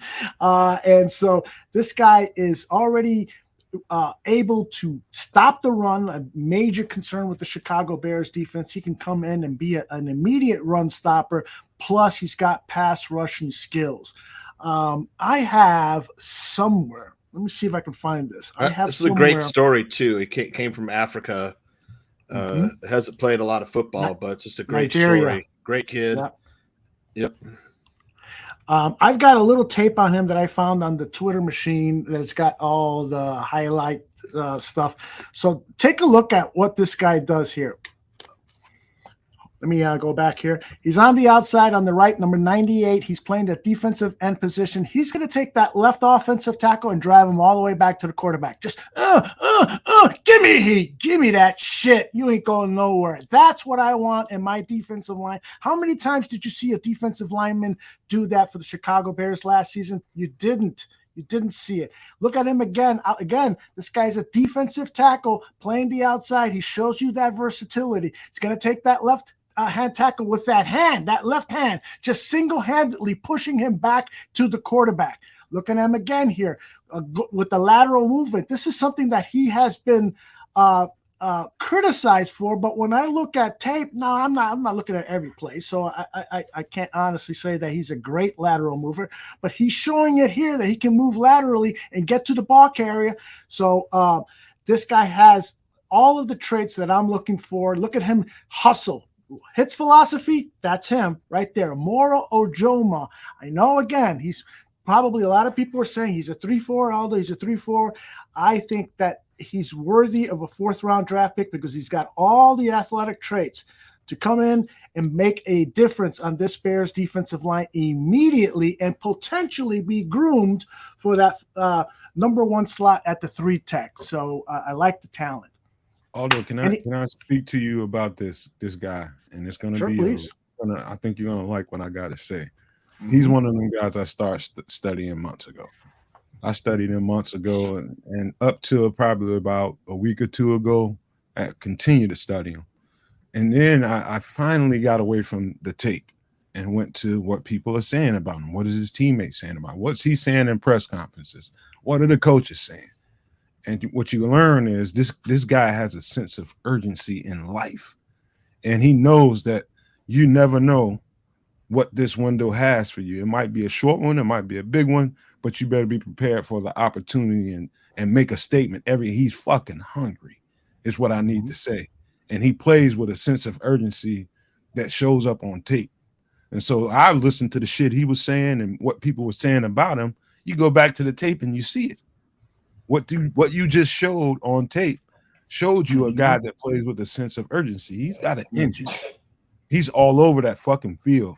And does that brings a lot to your team? Is he a well-polished 3 tech? Hell no. No fucking college player coming into the league is a well-polished 3 tech. Can he get there? Fucking right he can. Mm-hmm. Yeah, I love this kid too. Yeah, this is a class that doesn't have a lot of 3 techs like a Jalen Carter or guys who played that 3 tech in college who are ready to play at an elite level. So you have to do some forecasting. You got to look at some of the DEs and say, can Tuli Piolto play the 3 tech? Danny Shimon believes that he can. Can some of the other edge guys be moved inside to the 3 tech? I look at Moro Jomo and I say, yes, he can be my 3 tech. Put him in a situation where he becomes part of the rotation. He's got that versatility to play up and down the line. But into year 2, year 3, you're giving him more and more reps at 3 tech. He could be the guy, particularly if you don't get a Jalen Carter or Double A from Northwestern. Yeah. All right, Nomad. Thank you, sir. Nomad, you are up with your 5th round selection. Mr. Cam Jones, linebacker, Indiana. Listen, I'm going to tell you guys in this chat, it's a few people in here that have seen me mention this name multiple times. There's some people in here that's never heard me say it, never seen me write it. But if you want to do yourself a favor, I put it to you like this. There are a few linebackers. Everybody knows Trenton Simpson is my favorite linebacker because he's got elite ability. If I had to put a close second to because this guy right here is 6'3", probably about 225, 230, somewhere in that neighborhood.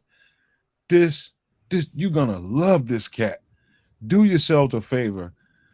When I shut up talking about this cat, pull up some video on this motherfucker. And I guarantee you're gonna come away feeling the same way I feel about him. We're gonna need some depth at linebacker. We're gonna need we drafted. I mean, we got 2 guys in free agency that were the top of their free agent class. we're going to be good with the starters, including Jack Sanborn. But we're thin and we're leaking after that. This cat right here, whoo, I mean, sideline to sideline. This dude is like a fucking lightning bolt, man. His instincts are crazy. He can play in coverage like a motherfucker. I mean, I'm serious, man. This dude is a treat to watch. I'm like, how the fuck did he end up in Indiana? Who the fuck lives in Indiana? Who wants to go to Indiana? Like, what the fuck you go there for? Like Iowa, who the fuck wants to live there? Ain't nothing there but a fucking gas station. Hey, But look at him here. Look at him here, covering that ground. Number 4. Look at him. Look at this. Hey, start from the beginning, Aldo. This dude is, you talking about Twitch. Please start from the beginning, Aldo. Oh my God, this dude. It is so much fun watching this cat on tape. Right there, number 4. Yep. I mean, he's a sure tackler. I think he's probably I don't even know if he got invited to the combine. I don't think he For did. whatever reason. I don't know what's going on. I haven't heard anybody say anything bad about him. Don't know if it's I don't know what happened, but this dude should have been in the combine. Mm-hmm. And we get this dude later in the draft. He's a supplemental pick for us to supplement our linebacker core. He's going to end up being a starter sooner or later. See what he just did there, how he read that pass? Watch him, number 4 here. He's at the middle of the field. He's reading. He's drifting to the right. Let me get that ball. That's just pure. That's just pure right there. That's awesome. That's just fucking pure. Of course, they're playing Connecticut, though, one of the worst teams in NCAA. But I love this kid, too. But Connecticut was horrible. If you haven't studied this guy, please do yourself a favor and watch some games, Indiana defense at least. This dude. Did you just see this? Did you see this? I saw that. Look at this. Bam! Knocks that running back into the goal line. And you listen to him talk in his interviews, you would think, like, this dude can't be that fucking aggressive on the field. It'll fucking trip you out. He's so polite. He's so nice. Everybody says good things about the guy, so I don't know why he's not being talked about. I couldn't find a fucking thing wrong with him, although only thing I can do is praise the cat and say, if we get this cat, we just majorly upgraded our team at linebacker. We have and he can play any role at linebacker. He can play from Sam all the way over to Will. There's nothing he can't play in that linebacker group. He'll come in and immediately upgrade the special teams with his play because he's fearless, he's ferocious, he hits hard, he's got that attitude on the football field that's made for special teams. And he's the kind of guy who 2-3 years from now, he could be one of the starting linebackers, if not even earlier, who knows. Cliff is right. The Bears right now have one of the best linebacker groups, but you've got to always have depth. You've got to always have competition. As Ryan Pohl says, a lot of times the starters you have for game 1 are not the starters that you have in game 17 because of attrition, injuries, and what have you. So you got to have a roster that from 1 to 53, 54, how many players are on the roster, you got to have players. And this guy would be a great addition. Although I'll say this one last time, if and when somebody decides to do some homework on this guy, you're going to say something to me next week and you're going to be like, damn, Nomad, you were right. Just do the homework. Watch the games. Yep. Good stuff. All right, Tooch. Who are you thinking in the 5th round that you're saying, okay, here's a guy that I like? Who you got? I like Dorian Thompson-Robinson, the quarterback. Oh, from UCLA. the QB. A 5th round What QB. What round, Gucci? You still in the 4th or 5th round? 5th round. 5th round? Yeah, well, 148th is where I was grabbing. I'm sure you could, 138 to 148, the Bears picks around there. But fifth year senior, completion percentage of 69%, 25 touchdowns, quarterback rating of 108.3, 109 runs for 720 yards, average 6.6 yards per run. I mean, dude's a lot like Justin Fields. I'm not going to say he's Justin Fields, but a guy that could come in and not have to alter the game plan that much and a late round stab on a quarterback, which, I mean, let's go. How many times do we see Green Bay take late quarterbacks and then you know, either find success with them or flip them for picks. So that's a guy I would look at in the later rounds. Cat has a slingshot Develop. for an arm too, man. Yeah. Can sling it. He's a special player, special athlete. And I got to say this, though. The signing of P.J. Walker as the backup quarterback, I think is one of the more underrated signings of this offseason. Yeah. People really haven't been praising that as much as I think it should be praised. You know, the season is long. You've got a very athletic quarterback in Justin Fields who might get nicked up and so forth. You put P.J. Walker in there, and he's going to win you some games. I'm not saying that he's a starting quarterback. I'm saying that he could be the best backup quarterback in the National Football League, and he could be a part of that recipe for championships. So I'm super excited by that. But I do love Tuch's pick to bring in a player that you could potentially develop in case you do get an injury at the quarterback position. This guy could be ready to rock and roll. I'm tired of seeing these, guys who have been in the league for 8-9 years, to another coach in the fucking quarterback room. You got enough fucking coaches. You don't need a fucking quarterback who all he does is coach. Didn't they sign a third stringer recently? Motherfucker on the sideline looking like somebody's daddy with a clipboard and fucking headset. Exactly. They did sign some quarterback, didn't they? 5th rounder or something. Yeah, they signed. Peterman. I think they signed Peterman, didn't they? No, did they? I think they did. What's that quarterback we had in here as a backup a couple years ago? What's that dude's name? Came Chase from Missouri. Daniel? Yeah, Chase how many Daniel. that motherfuckers made over the years. Yeah, they did sign Peterman. He's like hitting motherfuckers upside the head with a bag of nickels. He's just like stealing money. He really is. What the fuck are you doing, man? That earn that much money, man? Yeah. Bear Truth 9 has wants to talk about Nolan Smith. Of a few games that he's watched, I don't see a pass rush full-time edge. I see a guy who you could develop as a will, got all the move skill. If in second you get him, then that would be good. Bear Truth 9, he's not a scheme fit for the Bears. He would be perfect for Vic Fangio's 3-4. Nolan Smith. I can't believe that this guy is being talked about so much for the Chicago Bears. It does not fit the scheme. Now, if Eberflus tells Ryan Post, okay, listen, I know that he's not a scheme fit, but we've come up with a plan on how to use him so that we can get 12 sacks like Mark Anderson with the 2006 Bears or whatever. We've got a really good plan to make this guy a sack master. Then you listen.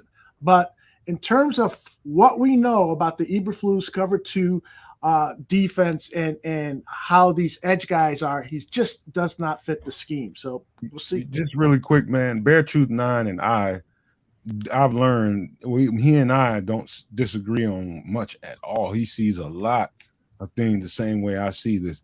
I'll tell you why I want to differ with him, because of what Aldo said. He is definitely not a scheme fit if we're going to be a 4-3 based defense.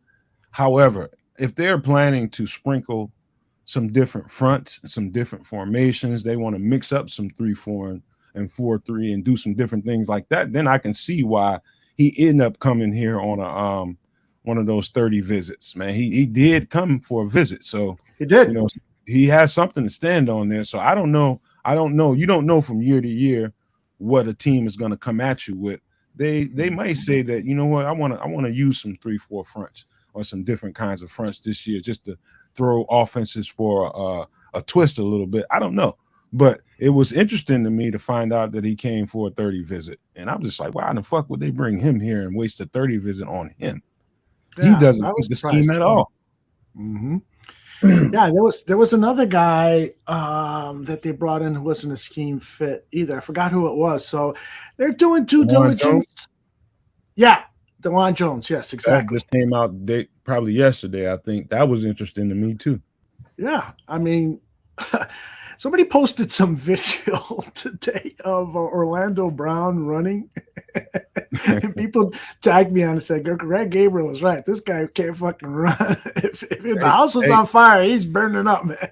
Hey, I'm gonna tell you something though, man. I watched enough. I wanted to tape to prove me wrong about DeJuan Jones. Mm-hmm. And the first thing you notice about it is how big and lumbering he is. Let me tell you something. For a big son bitch, he can move, man.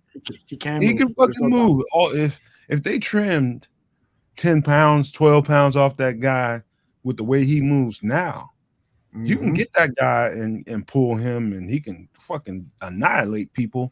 And in the reach blocking scheme, in the zone wide zone scheme, he can fucking do it. So I don't buy everybody's commentary about, oh, he's 330 pounds or over. He's not a scheme fit. They're looking for 315 and down. Not necessarily, depending on the player you're looking at. If a guy is showing you the ability on tape that he has the agility and the movement skills to be able to do it at a heavier weight, then you can't really rule that out. You can't really rule it out. As much as you may want to, you can't really rule it out. We don't know what these guys are thinking, and you just have to wait and see. Totally agree with you. You definitely cannot rule it out. I think that the biggest concern, because I did see him at the Senior Bowl. He practiced just one day, and he had a phenomenal practice. And I'm sure his agent said, "Come on, baby, you showed enough. You don't have to fucking stick around." He stayed the entire week, but he did enough to show people that he's got quickness. The big question is that when the guy is like 65, 70 pounds and so forth, and he is playing on this outside run zone defense, how long can he run? That weight is going to take a toll on those knees and legs and so forth. And so you got to have some concern about that. But I was super surprised at how quickly he moves, because before I went out there, Greg said, "Don't worry about this guy. He's not going to be drafted by the Bears. He's too big. He's too slow," and so forth. I came back. I said, "Greg, he's too big, maybe, but he's not too slow. The guy can move." Although it's as simple as, hey, get your big ass over there and put that ham sandwich back. Get some granola, get some of those blueberries and shit in your bowl. Get a bowl and put that fucking sandwich back. Trim a few pounds off of him, and you're looking at a different guy. You're looking at a different guy. You just turn some of that fat into good power weight, dude. We talking about you looking at him in college and what they're requiring him to do in college. You talking about reshaping a person's body when they get into the NFL and making him fit what you want him to be. And sometimes when you look at a guy like DeJuan Jones, it just comes down with trimming bad weight off of him and turning most of it into muscle. That dude is the Great Wall of China over there. If he decides you ain't getting past him, you ain't fucking getting past him. Period. Yep. Good stuff. All right. Tooch, you gave us your guy, right? The quarterback. So it is my turn now. Let me tell you that again, down at the Senior Bowl, I fell in love with this guy. Not because he's fast, because he's not. He's a tight end that runs about a 4.85, and that's not quick. That's not fast, but he is quick. And I think that the tight end position is one that we should continue to bolster, just as a safeguard in case Cole Kmet leaves, but also Robert Tonyan, who is, I think, an excellent acquisition. I think his contract is just a 1 year. And so to me, this is a deep tight end class. I would try to target a tight end in the fifth round. And I really like this kid, Payne Durham out of Purdue. At the Senior Bowl, this guy was catching touchdown passes. He was getting open, and he was fired up for everything. This dude can play the game of football. I think this would be a really good investment in the fifth round. I got some highlights tape to share with you just real quickly here as I call it up. Purdue tight end Payne Durham. He's typically the wide tight end, the guy that's lined up closer to the line of scrimmage, but he can move out and get open. He's adept at getting open against zone defenses. And you'll see here, watch how he brings the ball in with his hands. That's all hands. He saw it into his hands, caught it. None of these basket catches or anything like that. That tells me that this kid is a reliable pass catcher. Look at him adjust to that pass for the touchdown. Unbelievable. Payne Durham is a guy I want on the Chicago Bears. He's big. He's tough. He's a teammate. I just think that this guy would be a very, very special selection. I see Tooch is nodding his head up and down. He agrees with me. I like that kid too. I got another tight end for you with the next round too, but wouldn't mind Payne Durham either. Both guys I really like. Yeah. What do you think, Nomad? Any thoughts on Payne Durham? Man, I hate the piss in your Cheerios. I watched him and studied him. I think he's regular. I think he's pretty much Cole Kmet. He's pretty much Cole Kmet, probably with a little bit better hips. He's got better fluidity in his hips than Cole Kmet. Cole Kmet is really stiff from the waist down. Stiff, man. Yes, he's really stiff. This guy is not. He's not that much more fluid, but he's a little more fluid than Cole Kmet. And I'm not trying to put him down. I think Cole Kmet's a really good tight end, so putting him in that category with Cole Kmet is good. But I think he's a lot of the same of what you already have. To me, looking for a tight end, like I'll just give you a name, Cameron McDonald out of Florida State. You only gave me 4 opportunities, so I couldn't squeeze him in there, but I wanted to get him in there. But Cameron McDonald, if you guys want to do some tight end homework, you want to talk about a sleeper, he's probably not going to get drafted. He would be a guy that could be different than what you have in the room. Yeah, but I think that you don't always have to be different. First of all, Cole Kmet is kind of a hybrid tight end. He'll play that wide position, but he's also has the capability of being out. If Payne Durham were to be drafted by the Chicago Bears, I would tell him you are going to be the wide tight end, and now that's going to give us the opportunity to make Cole Kmet the move tight end and to see if he can become anything close to a George Kittle, because he has shown this growing connection with Justin Fields, and he could potentially catch you 85, 95 passes.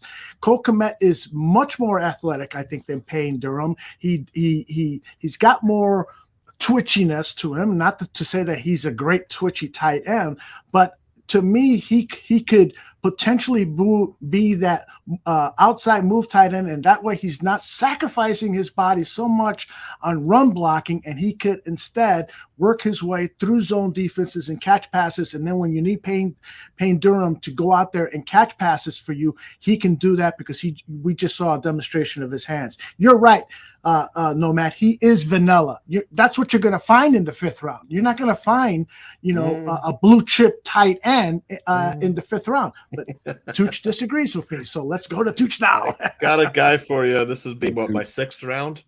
Mm-hmm. This dude, I don't know if anybody's watched any film on this dude, but this dude's name is Josh Wiley from Cincinnati, same college that Travis Kelce went. Not that that's a huge thing, he happened to go to the same place where Kelce went, but as a 5th-year senior, but he's got a lot of speed. In fact, he was timed at 20 miles per hour. It's ran a 4.65 40. Got a 35.5-inch vertical contest. This dude's got like crazy legs. If you watch a tape, he reminds me of Cooper Kupp kind of with the change of direction and stuff, and he's got breakaway speed. I'm telling you, contests the catch. He looks a little lanky, but I think his frame could carry a little bit more weight. Runs with a low pad level like that, and able to get his body into position and ward off the defenders while going for the catch. Strong hands, wrestles the ball away from defenders. It transitions quickly from receiver to runner. If you watch some of the tape, he'll outrun defenders, and he's got enough speed to threaten the seam. So if you get a chance, look at Josh Wiley out of Cincinnati. I know it's a weaker conference, not one of the Power 5 conferences, but in the late round, man, dude. You know what I liked about that cat, man? Yeah, that dude is wiry. Yeah, but crazy legs. That's what worries me about him, because the rule changes. You can't really square up on a guy and hit him in the upper body like you want to, because you're worried about getting a flag, and guys are hitting lower nowadays, and those wiry guys like that really worry me, man. And if you're gonna have a tight end that's longer, like your Cole Kmet size people, you want a guy that's more built in the lower body than him. He's got a long way to go in order to be able to play in the NFL and remain healthy. Other than that, and that's just because of the physical nature of the changes in the game. They're going to hit him low, and he's long and wiry, man. I don't think he has the muscle down there to be able to absorb those hits. And so I think that's what he has to work on, just get in the gym, get that lower body strong and strengthened up. And so you'll be able to absorb some of those hits like Cole Kmet has been able to do. Yeah, I think he's got the frame to carry some more weight. I mean, a year in an NFL weight program, but the speed is undeniable. Well, Josh Wiley is a tight end that I got to study on at Senior Bowl. And I actually talked to him. This is unedited material, nice. so he can put some weight on. Yeah, he can definitely put some weight on. He's going to need to in order to be effective next level, because they're going to tag him in the lower body. Can you guys hear it? Not yet. I can't hear shit.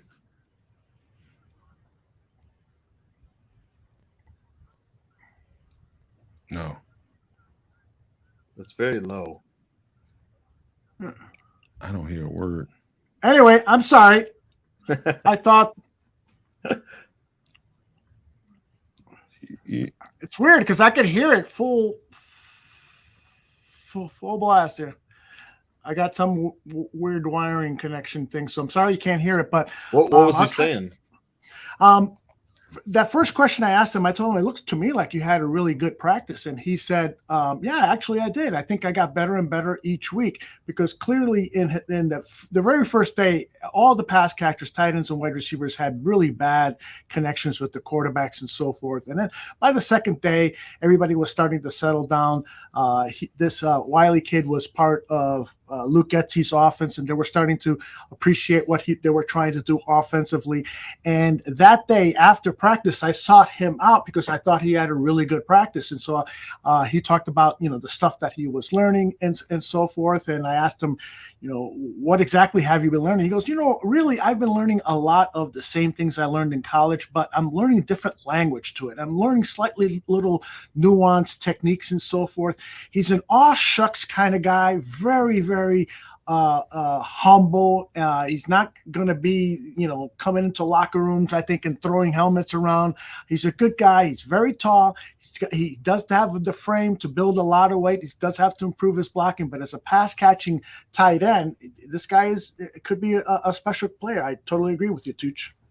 And just really on a side note, really quick, if you mention, you ask me, hey, Nomad, tight end, who are the names that come to your mind? First person that's going to come to my mind is going to be Travis Kelce.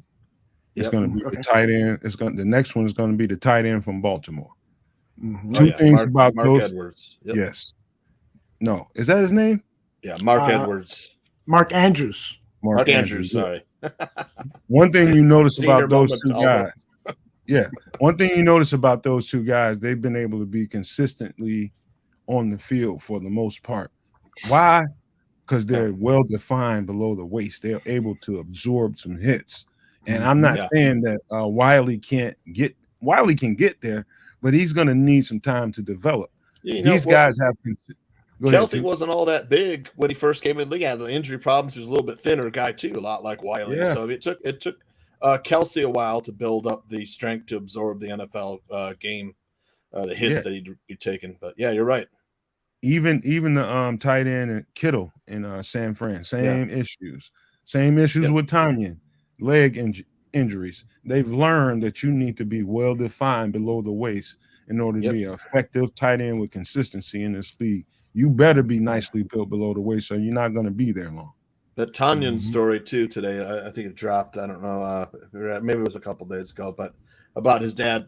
He and his dad doing the yard work in the morning, and then together they watched the Bears game. He's a kid from Illinois, northern Illinois area. I forget, it was like Zion area or somewhere up there. But he grew up a Bears fan too. Great story. Hopefully he does some good things with the team next year. Hey fellas, throw some questions in the chat about anybody you want to talk about. Throw them in there. We'll try to find some time to answer them at the end. But let's talk to the chat a little bit towards the end. Absolutely. All right, Nomad. Let us go now to your 6th round pick. Oh shit, my turn again. Yeah. Byron Young. Oh yeah. Oh, you got the wrong Byron Young. Oh, did I? but we'll work with that one. We'll work with that one. I want to. This is the one. Actually, Aldo, this is the one I was studying initially, and I'm still studying him. And every time I pulled him up for the first 2 or 3 times I did it, every time was Byron Young from Tennessee right up under him. So I'm like, okay, eventually I'm gonna have to study that Byron Young too, just to see what he's about.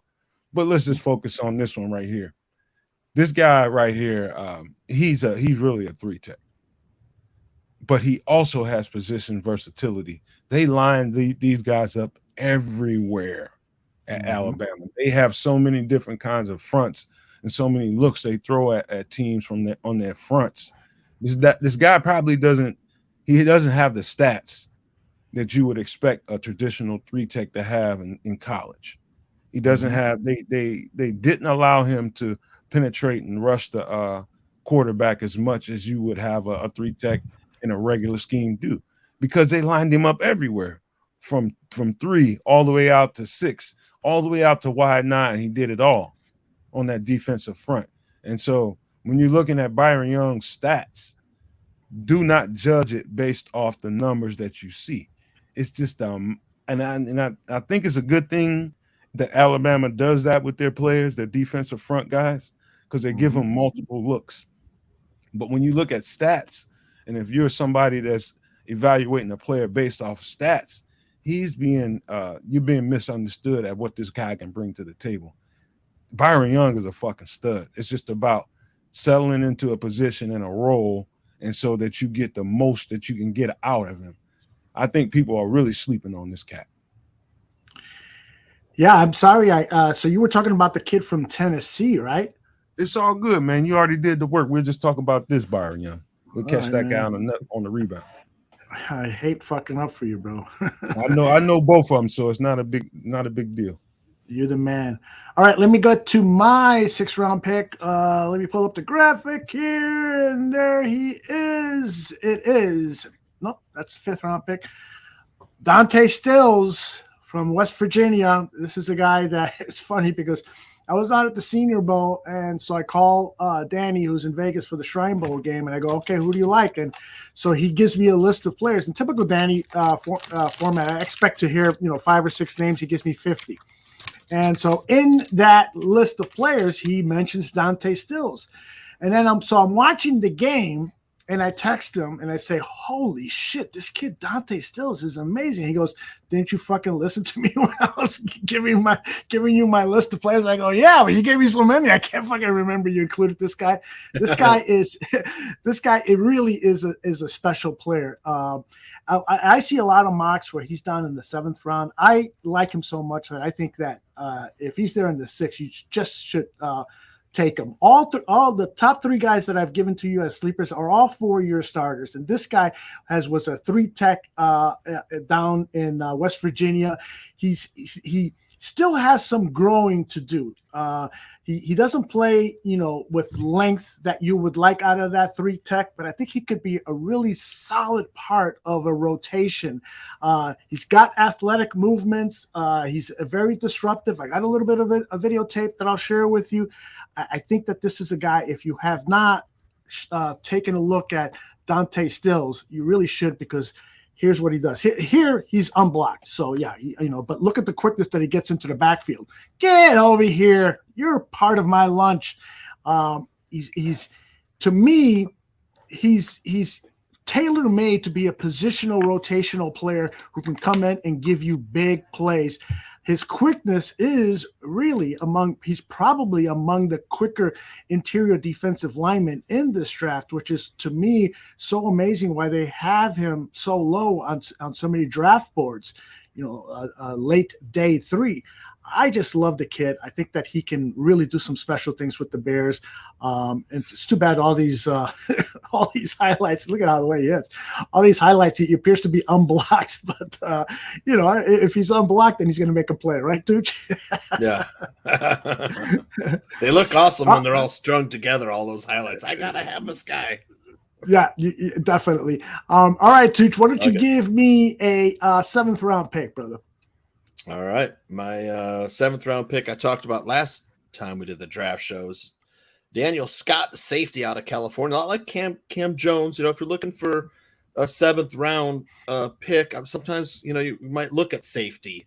Don't This be a dude's mooch, Tooch. What's that? Don't be a mooch, Tooch. Is that You're your mooching off pick my too? man. Yeah. I'm telling you, for like the dude's 6'1", 208. He's got good size. He's a team captain. A good blitzer. If you watch his tape, a lot of athleticism. Good blitzer too. If you watch effective blitzer, it ran a 4.45 40, which I know people love the speed and stuff, and that was second among all the safeties. Vertical jump 39.5, 5th among all safety. Cone drill, 3 cone drills, 6.75 seconds, was 4th among everybody, all positions. Dude, if you watch this tape at safety, if you're thinking Eddie Jackson might be, phasing out, this could be a guy that you could phase in at free safety. Very good. Sorry, no, Matt, I didn't mean to step on you there, but It's all good, man. Hey, Daniel Scott is going to be one of those guys. Yeah, if he gets drafted, he's going to be a steal. He's going to be a steal for a zone-based scheme because he's got some of the better instincts I've seen in any free agent. I mean, any free safety in this draft. The instincts are incredible. Mm-hmm. Yes, indeed. All right, we got Nomad's 7th round pick. It is Chris Smith, the Raging Cajun. I got the wrong guy. I like this dude too. No, you got the right guy. You got the all right. This guy right here. This one is just for you. You know why? Because you've been going on and on all off season about you can get a quality back late in the draft. I got him in the 7th. Yeah, this cat right here. I don't know if you got any film. Oh yeah. But if you guys in the chat want to do yourselves a favor, watch this cat's film, and what you want to look for is how often he's touched. Mm-hmm. When you see a guy like this running the ball and you notice how he rarely is touched when he's running for a long, that's a sign of great instincts, great anticipation, great patience, and great acceleration once he sees what he needs to see. That's a sign of a great running back. This cat right here is different, man. He's got long speed.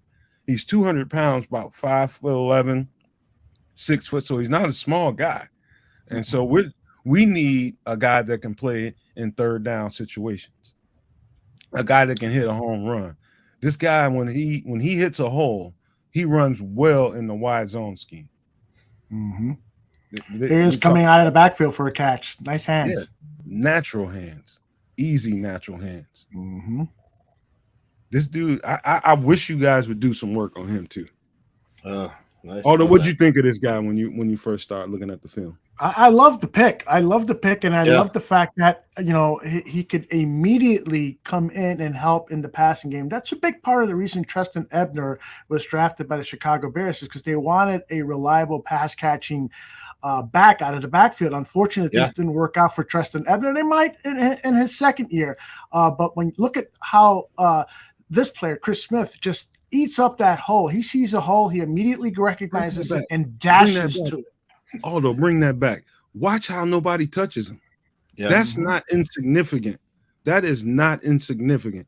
That is a sign of great patience and awareness when he sees what he needs to see, hitting the gas, and he goes from 0 to 10 so fucking fast.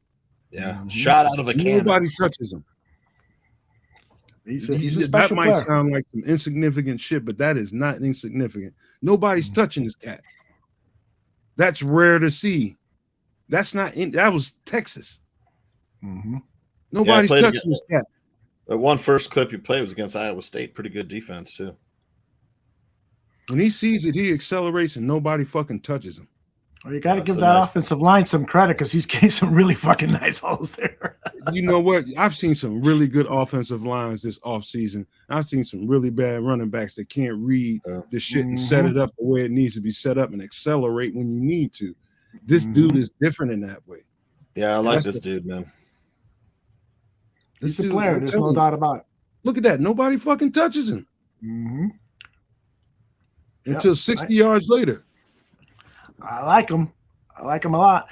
All right, I'll go to my player now. This is the only guy that's not a 4-year starter, but like Nomad said, playmakers. The Bears need playmakers, and so when I was looking around and studying who might be a 7th-round pick, a late day 3 pick, I found this kid, and I really think that this kid from TCU, Darius Davis, is so fucking special.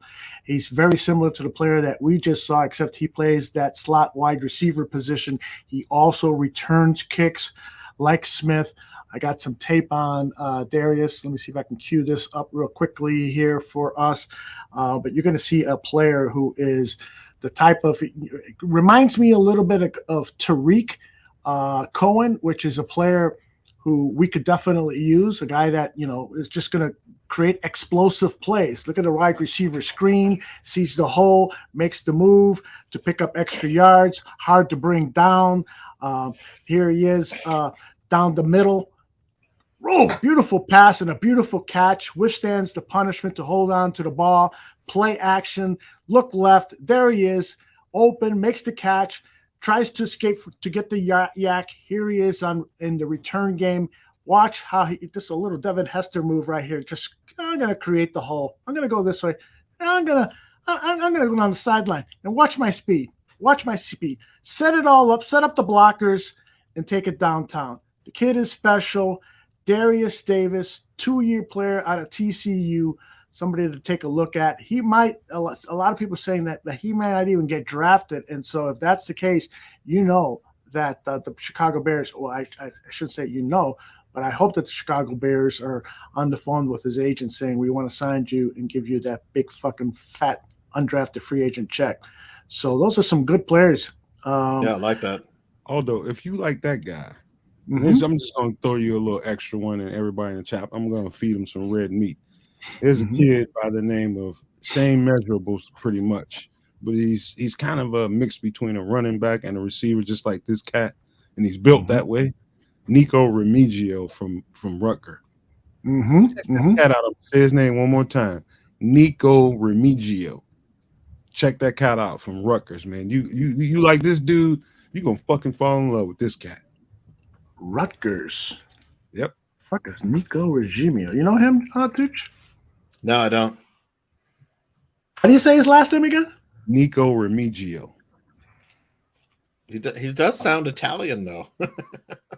He might have some Italian in it. I'm surprised you don't know him. Is he a running back? Oh, here it is. He's known for his return ability, but he can do it all. Yeah, Jordan Silvera's got it here. He would know. Jordan would know, wouldn't he? Of course. George the man. Oh, returner. Okay, let's see what you got. He's not just Nico. a returner. He'll flip that field for you. Ooh, nice. Spin away from 2 tacklers. I see open field. Oh, slipped by another one. Another one. That's 5 guys who had a chance to tackle him, and he slips away. Sets up his blocks nicely, goes down the sideline. He's going to make it in. Of course he is. That's not the best look. This dude's got some burst to him. He's got acceleration like a son of a bitch. He goes from 0 to 10 so fast. This doesn't really show it because he has so much traffic around him. He's probably tired by the time he got to the other sideline because he did so much to just get over there. Yeah, really. Oh, here's another punt. Line drive punt. Oh, he's going to love this. Get out of here. Boom. I'm up. Let me See you. show my speed on this fucking blue field. It's like, yeah, Boise State. I hate that fucking Get field. it off. Man. He's got probably about 7 of these, man.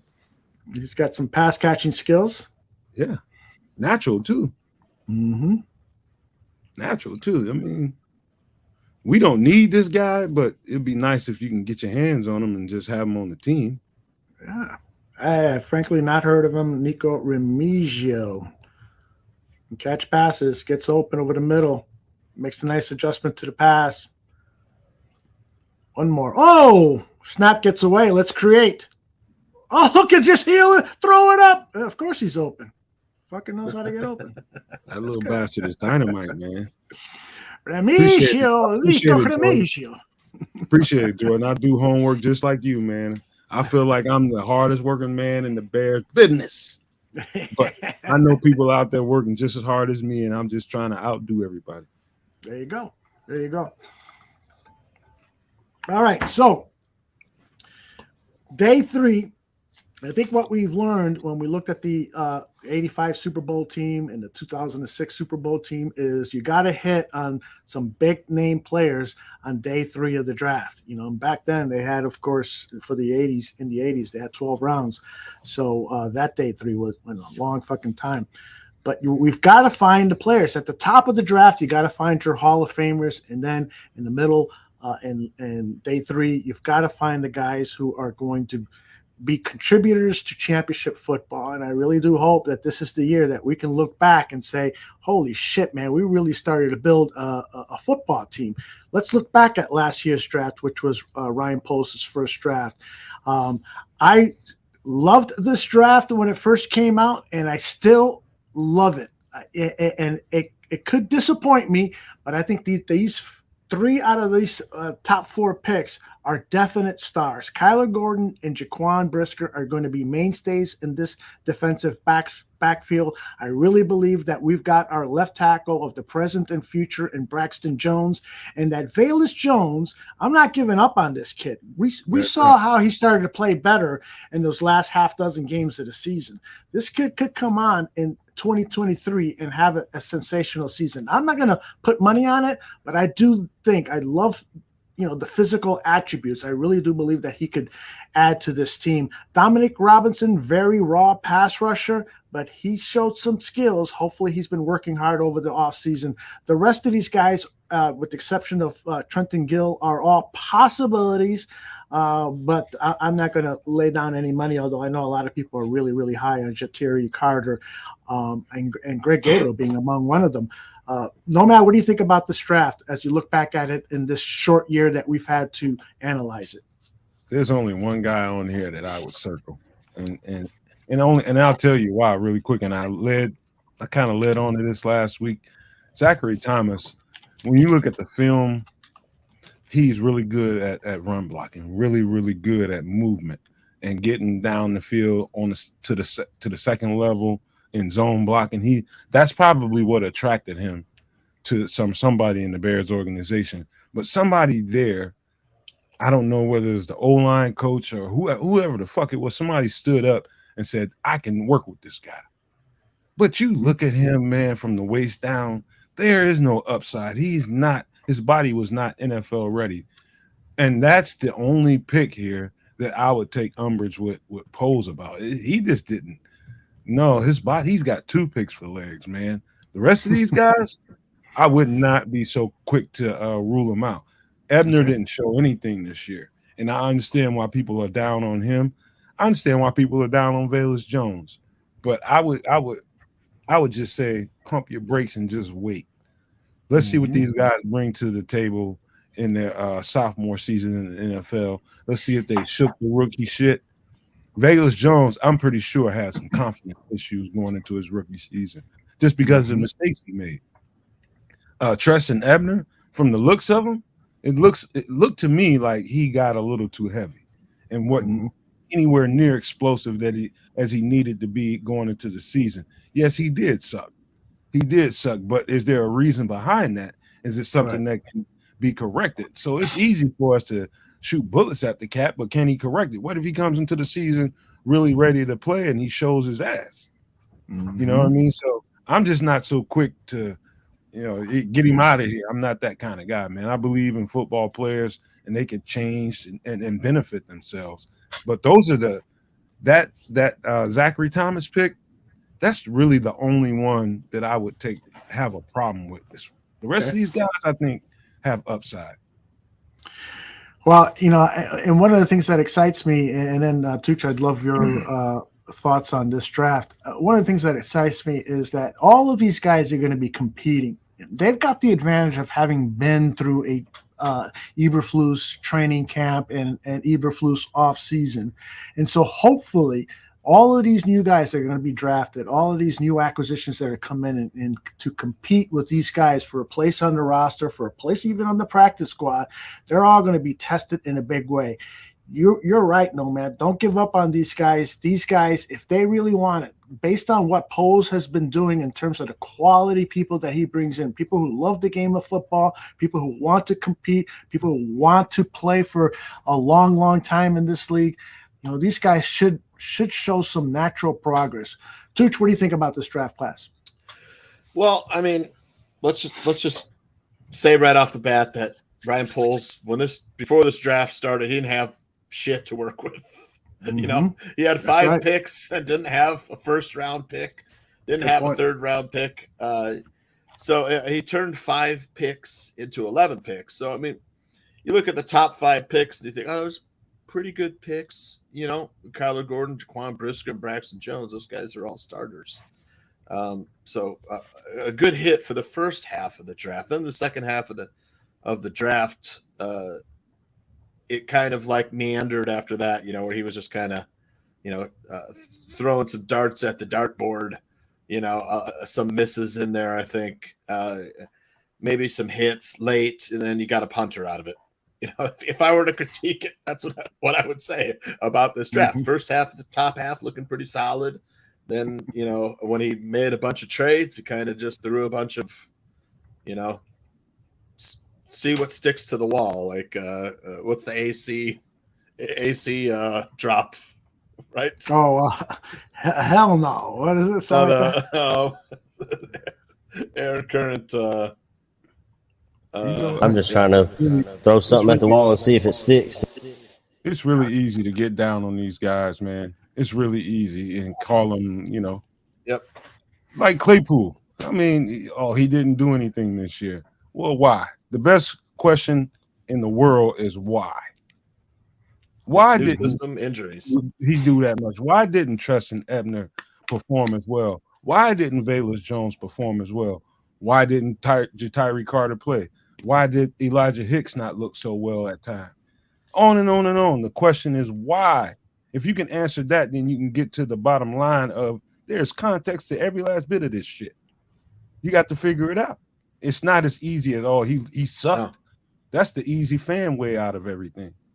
Come on, man.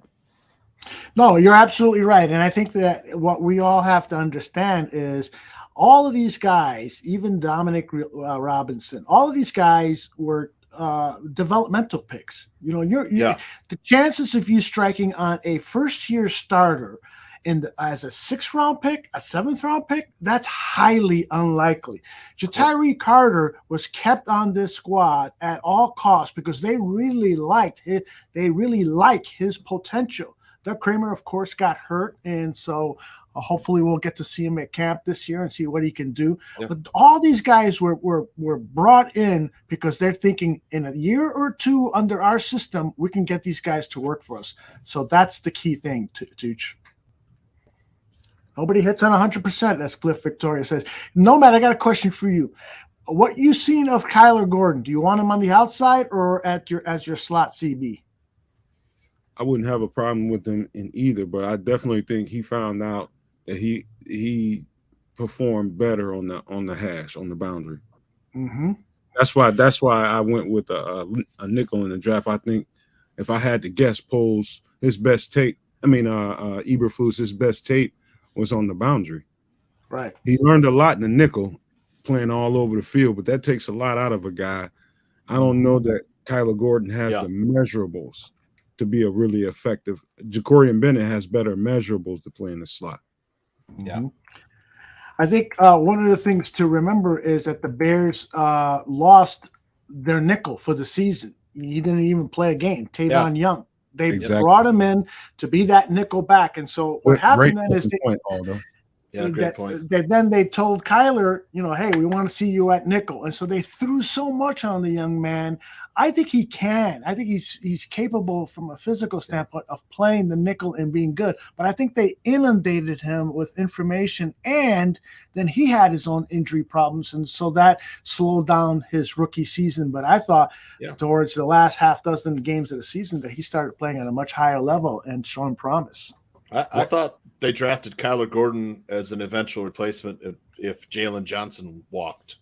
That was my initial thoughts after this draft. It was a hedge against not being able to sign Jalen Johnson. Mm-hmm. You know what? Although you made at just a point I didn't, even with all the homework I do on all these guys, I hadn't really thought of. I forgot they got Tavon Young in the off season, and they were planning to play him at nickel, and he got hurt, and they figured out they had to shuffle some guys around. They said, you know what? I think this is probably Kyler's chance to get an opportunity here. And guess what? Yes, he was slow. Yes, he was slow in reacting. He was playing puppy dog all fucking the first half of the season. Puppy dog is you're just chasing. Yeah. And that happens to every young nickel that plays on any level of football.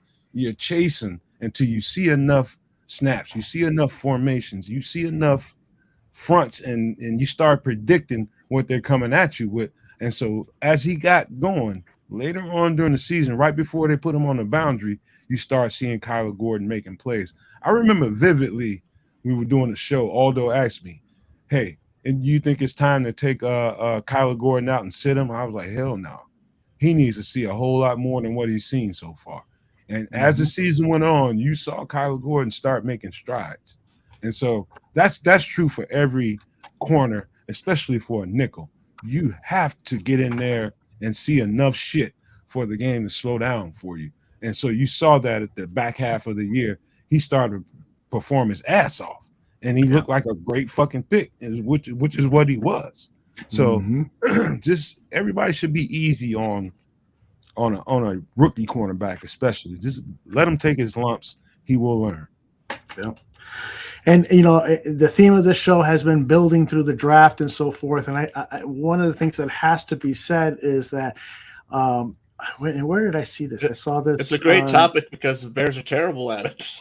Yeah, right. And so hopefully we've turned the corner, right? We got to. Can't get much worse. Yeah, I wish I could remember which barfly said this in the chat room on during the Gabriel show. Maybe it was you, Nomad, but that DJ Moore is a first-round draft pick. And that's true. I mean, we've got 2 first-round draft picks next season. We have 2 first-round draft picks this season. DJ Moore and whoever we draft at 9, or if we trade down, and that is huge. This, you know, we go back to the '85 Bears championship. They made key trades in order to acquire key players for that team, and so hopefully Poles has done that. If he hits with the Chase Claypool trade, I know Retro hates Chase Claypool, calls him Cliff Claypool, but I think you're being too harsh. Retro hates Chase Claypool. Okay. Retro, you're rushing to judgment. I dare you to find me one guy in this draft. I dare anybody in the chat to find me one guy that you think can outperform DJ Moore. I dare you find one receiver. One. You can't. Exactly. Can't. So that's your first round pick right there. Mm-hmm. The thing is, it's up to Claypool though. Yeah. With Chase, yes, it definitely is. But I'm hoping that right now he and Justin are developing a kinship that's going to manifest itself with an 85 catch season and 10 touchdowns. Because I love the kid coming out of Notre Dame. Interviewed him down at the Senior Bowl. Was really impressed with him. I made the mistake of asking him, hey, you know, a lot of people were talking about you moving to tight end. What do you think about that? He gave me a death stare. He was like, I'm a fucking wide receiver, dude. Man, Claypool. Man, listen, Chase Claypool, man, you got it. And I'm gonna sound like I'm beating a dead horse, but I'm gonna say it one more time. You have no idea unless you've seen West Coast offense verbiage. You have no fucking clue what you're stepping into in the middle of a fucking season. Mm-hmm. Okay, I'm supposed to go over here. I gotta get all the checks. Not only do I got to remember all the verbiage that the quarterback is going to be spitting at me, I got to see all the checks and know where to move when I hear the checks. All that shit's fucking overwhelming. In the offseason, he's going to have time to really indulge in that playbook and really eat it up and know what he's hearing beforehand. So when you hear double shotgun left, jet right, and all that kind of shit that comes out of a quarterback's mouth, you know that's just window dressing. You waiting for your cue in that offense. Okay, this is what I know I need to do on this play. So you're not thinking. And so I think everybody should really, Chase Claypool has got it all. In fact, he's a very, very unique wide receiver in a way that I think there's only maybe 1-2 guys that are anywhere in the neighborhood as him, DK Metcalf being one. This dude is absolutely unique, and we are fortunate to have him. It's just a matter of getting the playbook down, getting Justin's cadence down, and it's a process. You can't judge him based off the little shit that you saw last year. If you do, that's a fool's way of thinking. You have to judge him based off of a full off season and what he does after that. And Jordan is right. Claypool with the Pittsburgh Steelers, had a bad offensive coordinator, a bad quarterback. He writes, he had one good year of Big Ben. Then he played with the husk of Big Ben, Mason Rudolph, Duck Hodges, and a god-awful offensive coordinator, Matt Canada. And he actually started, it seemed like him and Trubisky were going to establish some type of a connection, but what happens with Trubisky? You don't understand. I could have had class. I could have been a contender. I could have been somebody instead of a bum. I still haven't shown that to Mike North yet. I gotta do that. The thing about Claypool's got two things going for him. One is going to be playing opposite DJ Moore this year. That'll help. And then it's a contract year for him. He's out of contract after this year. So he better perform if he wants another big contract. Look at Sam Rush. He's extremely unique. You can't, I'm telling you, other than DK Metcalf there might be one more guy that I'm not thinking about right now. This cat is absolutely unique with the size, speed, and catch radius that he has. This dude is different, man.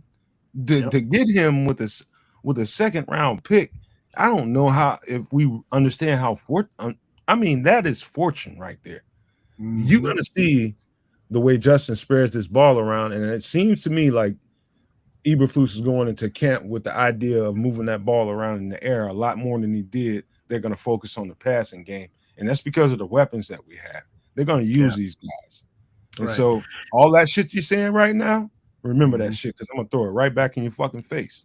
I hope you're right. The thing that is interesting to me is that Claypool he's fast, but he's not going to ever be known for creating separation. What Justin Fields has to get to is to be comfortable to throw it to him, because Claypool will make the play. I'm not going to say 100% he's going to come down with the pass. There's going to be, if he's well guarded, that if he's playing against a good cornerback, it really will be a 50-50. But for the most part, you'll line him up against most cornerbacks, and you just get him the fucking ball, and he will make a play. I know he will. He's that type of player, and Fields has to get comfortable with that connection. Although, imagine the kind of mismatches a DJ. Let's just say they go 4 wide. DJ, Chase, Mooney, Valus. One of those motherfuckers are gonna get off the ball and gonna do a jet on whether it's DJ, whether it's Valus, whoever it is. You got to respect that. If one of them comes off of that pile and goes on a jet around, you got to respect that. The kind of fuckery that they're gonna give defenses fits. I would not be surprised if they're top 5 or 7 in offense this year. Not at all. What do you guys think about what Retro wrote here? If Claypool is up for a contract, can you trust the Bears to help him make that money? He doesn't. Claypool? Yeah, he's saying, it's a contract year for Claypool, but he doesn't think that the Bears can help him play at a high level where he's going to make that money. I don't know what grounds he's standing on by even work. I mean, you can't really say what you don't know. You can't base an opinion of Claypool off what you saw last year. And so let's just say he had a full season last year and he came into the season and he performed like that. Then I would feel like someone would have a ground to stand on in criticizing Claypool and what he can bring to the table. Claypool goes out there and get 800-900 yards this year, you're going to pay him. I promise you're going to pay him. There you go. I have no fucking idea what a switch scissors is. Jordan throwing his football terms at me. I know. You want to explain it to us? I'm keeping a secret between the two of you. It's just he's talking about the kind of routes that you can put Claypool in, combo routes with other receivers and shit like that. Things that you can do with multiple guys that can really get guys open. That's kind of what he's talking about. Before I get into the weeds with it, he's talking about combos. Okay, I get you. All right, Well, guys, this has been a fun 3 hours and 30 minutes. Let's wind this thing down by let's wind this thing down by doing our shout outs. Tooch, why don't you go first, brother? Boy, I didn't think of any shout outs yet, but as always, I always shout out the chat room and the Barflies for all the support. And chat room was great tonight. Great comments again. They're always here for us. And then you and Nomad for putting together some great graphics, and Dan Aguirre with the supercharged memory. Unbelievable. And then